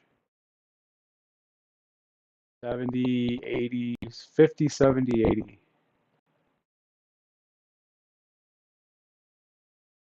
Yeah, so that will probably get filled. I don't know what your levels are saying. It's call wall. 80 is call wall. Yeah, so that where your mouse is. 80 C1. And C1, that's all call wall right there. So 70, yeah, 80 so on I ES. think just mark that, and then what have you got else?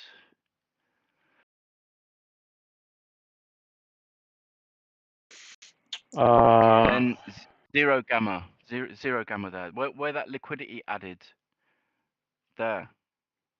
Yeah. Yeah, that thing. So I'll just mark it all that. What's NQ doing? Where's NQ at?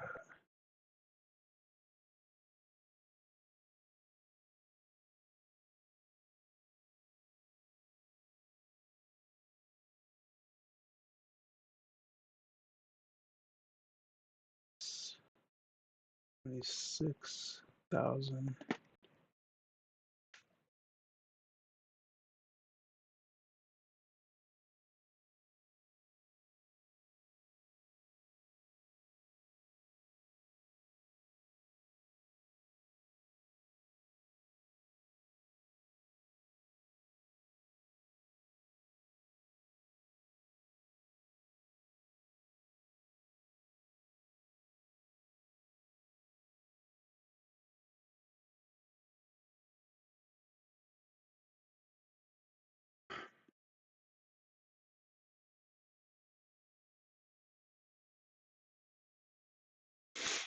Man, NQ just got room for the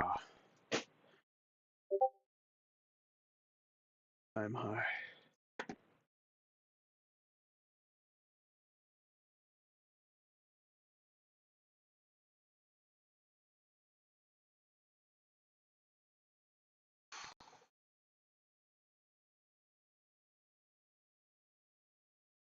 All right.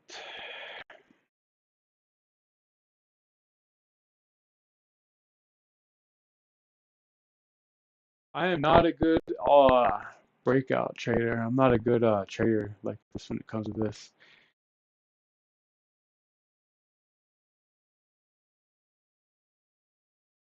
There are some pretty Yeah, I good mean that. longs here though.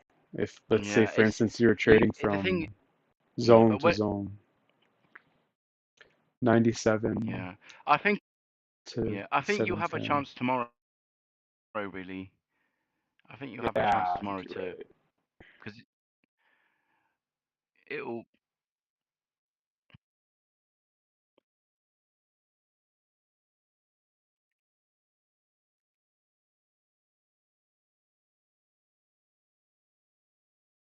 I That's think some a lot of pretty. it's hedging as well.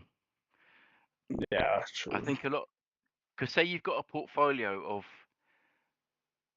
like Meta, Tesla, or say you sold calls on Tesla and then it beats, you need to hedge.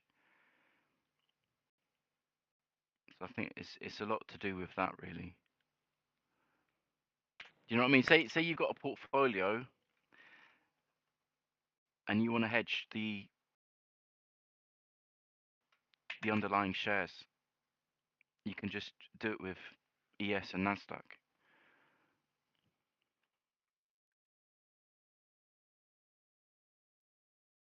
And then yeah, if you're say you sold call options on Tesla and Tesla's squeezing, you can just buy futures, and it kind of neutralizes it.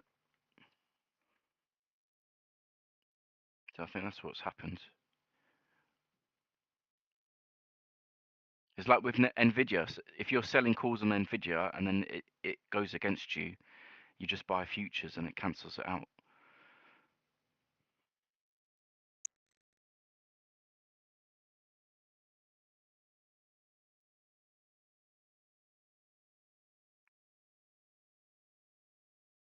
So we're meeting a macro downtrend from the ETH right now.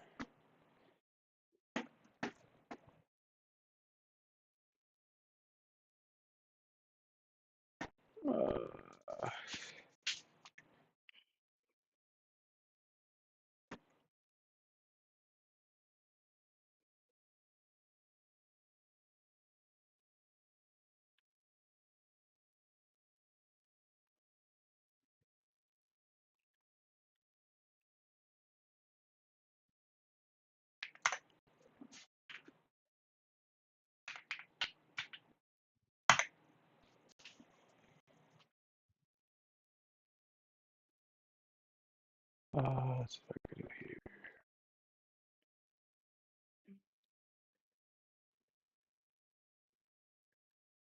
The ETH all-time high. No, you cannot see it on candlesticks. You can only see it on the Bookmap.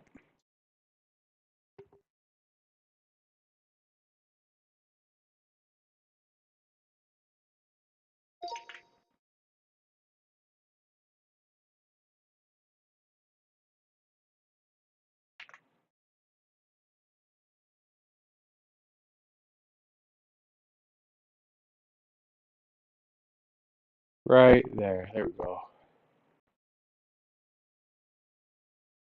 We're meeting this downtrend line.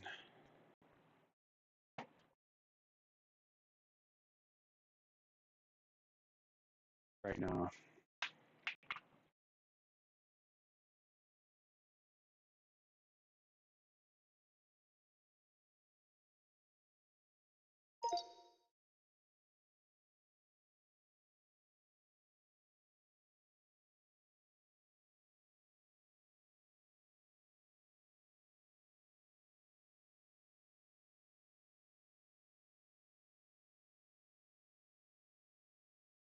Lots of ice going off. Only a 2-point break above. It's kind of in the middle of nowhere. It's almost like an impulse up, pull back to the zone. Maybe this is that like mid flip that I was looking for earlier in the session, where that long where it impulses up and then pulls back to the mid. I don't trade ETH really though. Yeah, I think tomorrow will be crazy. I don't really know what's supposed to be going on, but is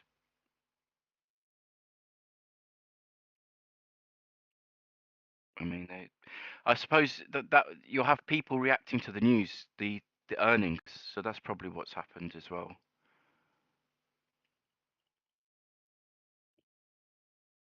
Do you know what I mean? So say tomorrow when the market opens again, there'll people be reacting to Tesla's news. Mm-hmm.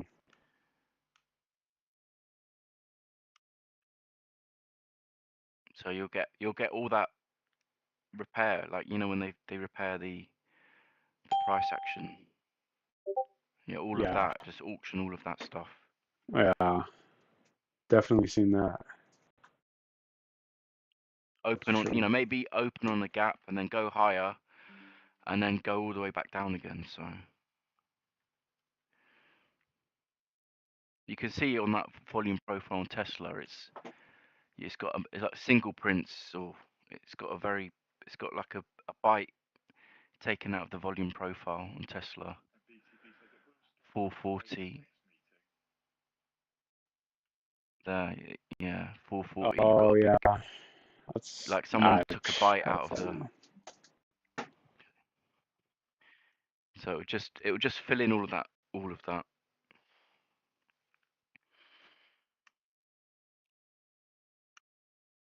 And then all of the move from today on the down move, it will fill all of that. Yeah, all of that move from the. It's just going to repair all of that because you see, it just went one way down. It went up like Globex and the open, and then it just went down. So they'll just repair all of that.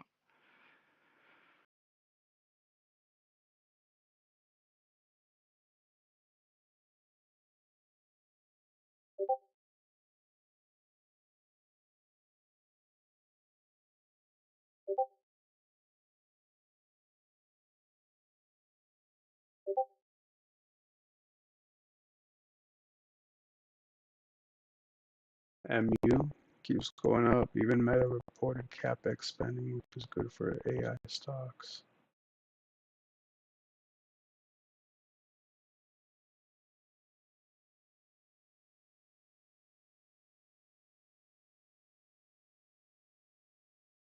Damn, my Sierra chart is like messed up, man.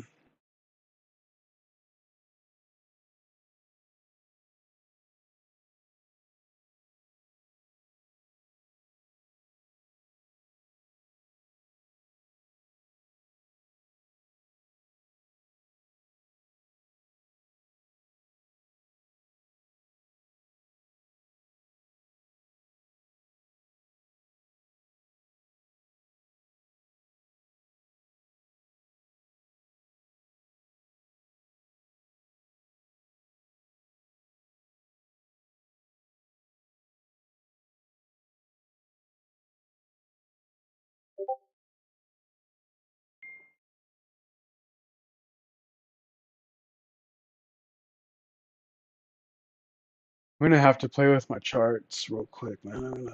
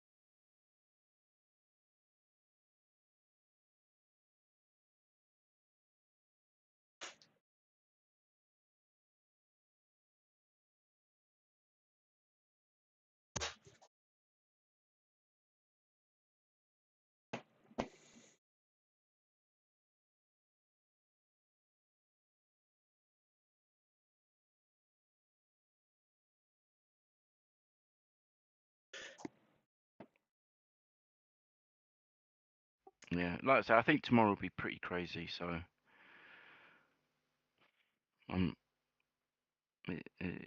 that's what it seems to be saying. So, I believe it. Still not a whole lot of like conviction in this volume in the buying or the selling still. So we'll see. I'm gonna have to restart my charting software. It's something weird, man. I'm going on with this. yeah, no, it's probably just the memory or something. But yeah, I'll leave it with you. But like I say, I sent you a picture, so I don't know if you saw it.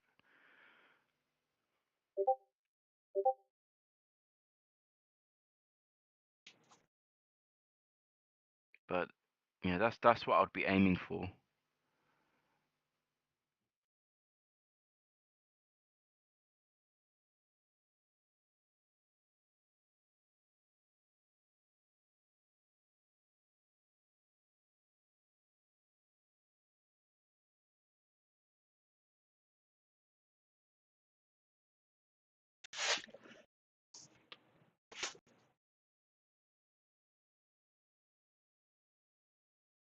Okay.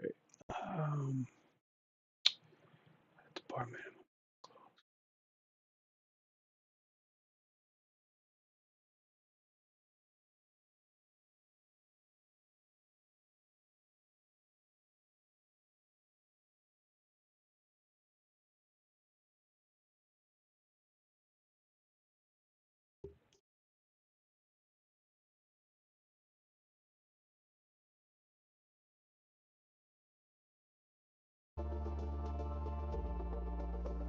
I'm just working on other stuff right now because my software is like messed up, so I'm just trying to figure out what's up with that.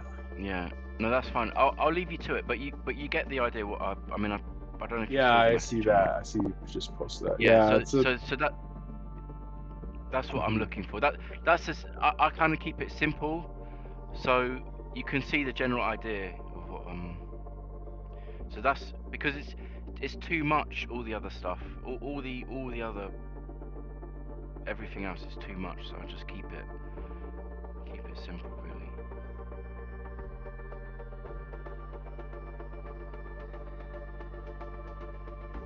Yeah, I can probably stand to remove a lot of this stuff. It's when it respects it though, like this, it's kind of hard to take it off.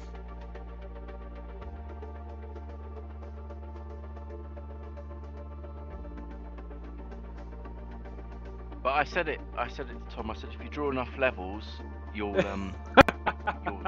you'll hit one. You know. That's a good point. I need to take some off. Like that. That's a good point. So yeah, I'll go through these now. I need to. But I mean, obviously, you know, just. But I'm just saying generally, like that value area high and low. I mean, that is definitely. It's definitely one I watch, and that overnight low and everything. Yeah. Yeah. I don't know if you can you count. It's not really overnight session, but yeah, I mean, we'll just see if it respects this in the overnight. But yeah, I mean, these that's how I would trade it tomorrow.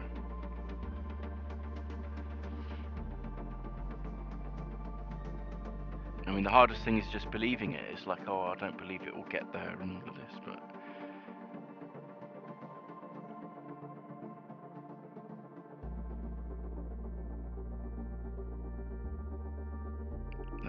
That's how I'll do it.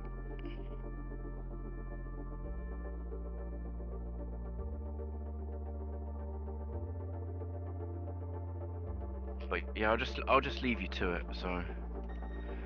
Okay. All right. So I think tomorrow will be a better day.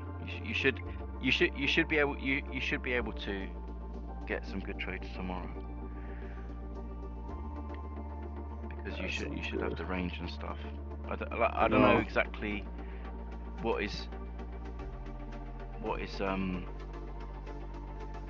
else is happening. Like it's definitely more than Tesla. There must be something else going on. But I can't really think right now. But I'll check the calendar, the economic calendar. Oh yeah, I could check this one. I think it was like PPE or something. Let me see. There's definitely something. It has jobless claims, and then Apple earnings, and then SanDisk. Jobless. Yeah, so maybe the jobless earnings are going to be better than expected or something. They seem to know. They seem to know before it comes out. So. And plus, you've got so many people short in this market. But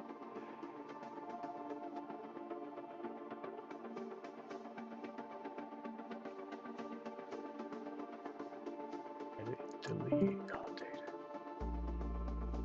yeah, like I said, I'll just leave it with you. So. All right, Let me we'll just talk see to you who's later. left.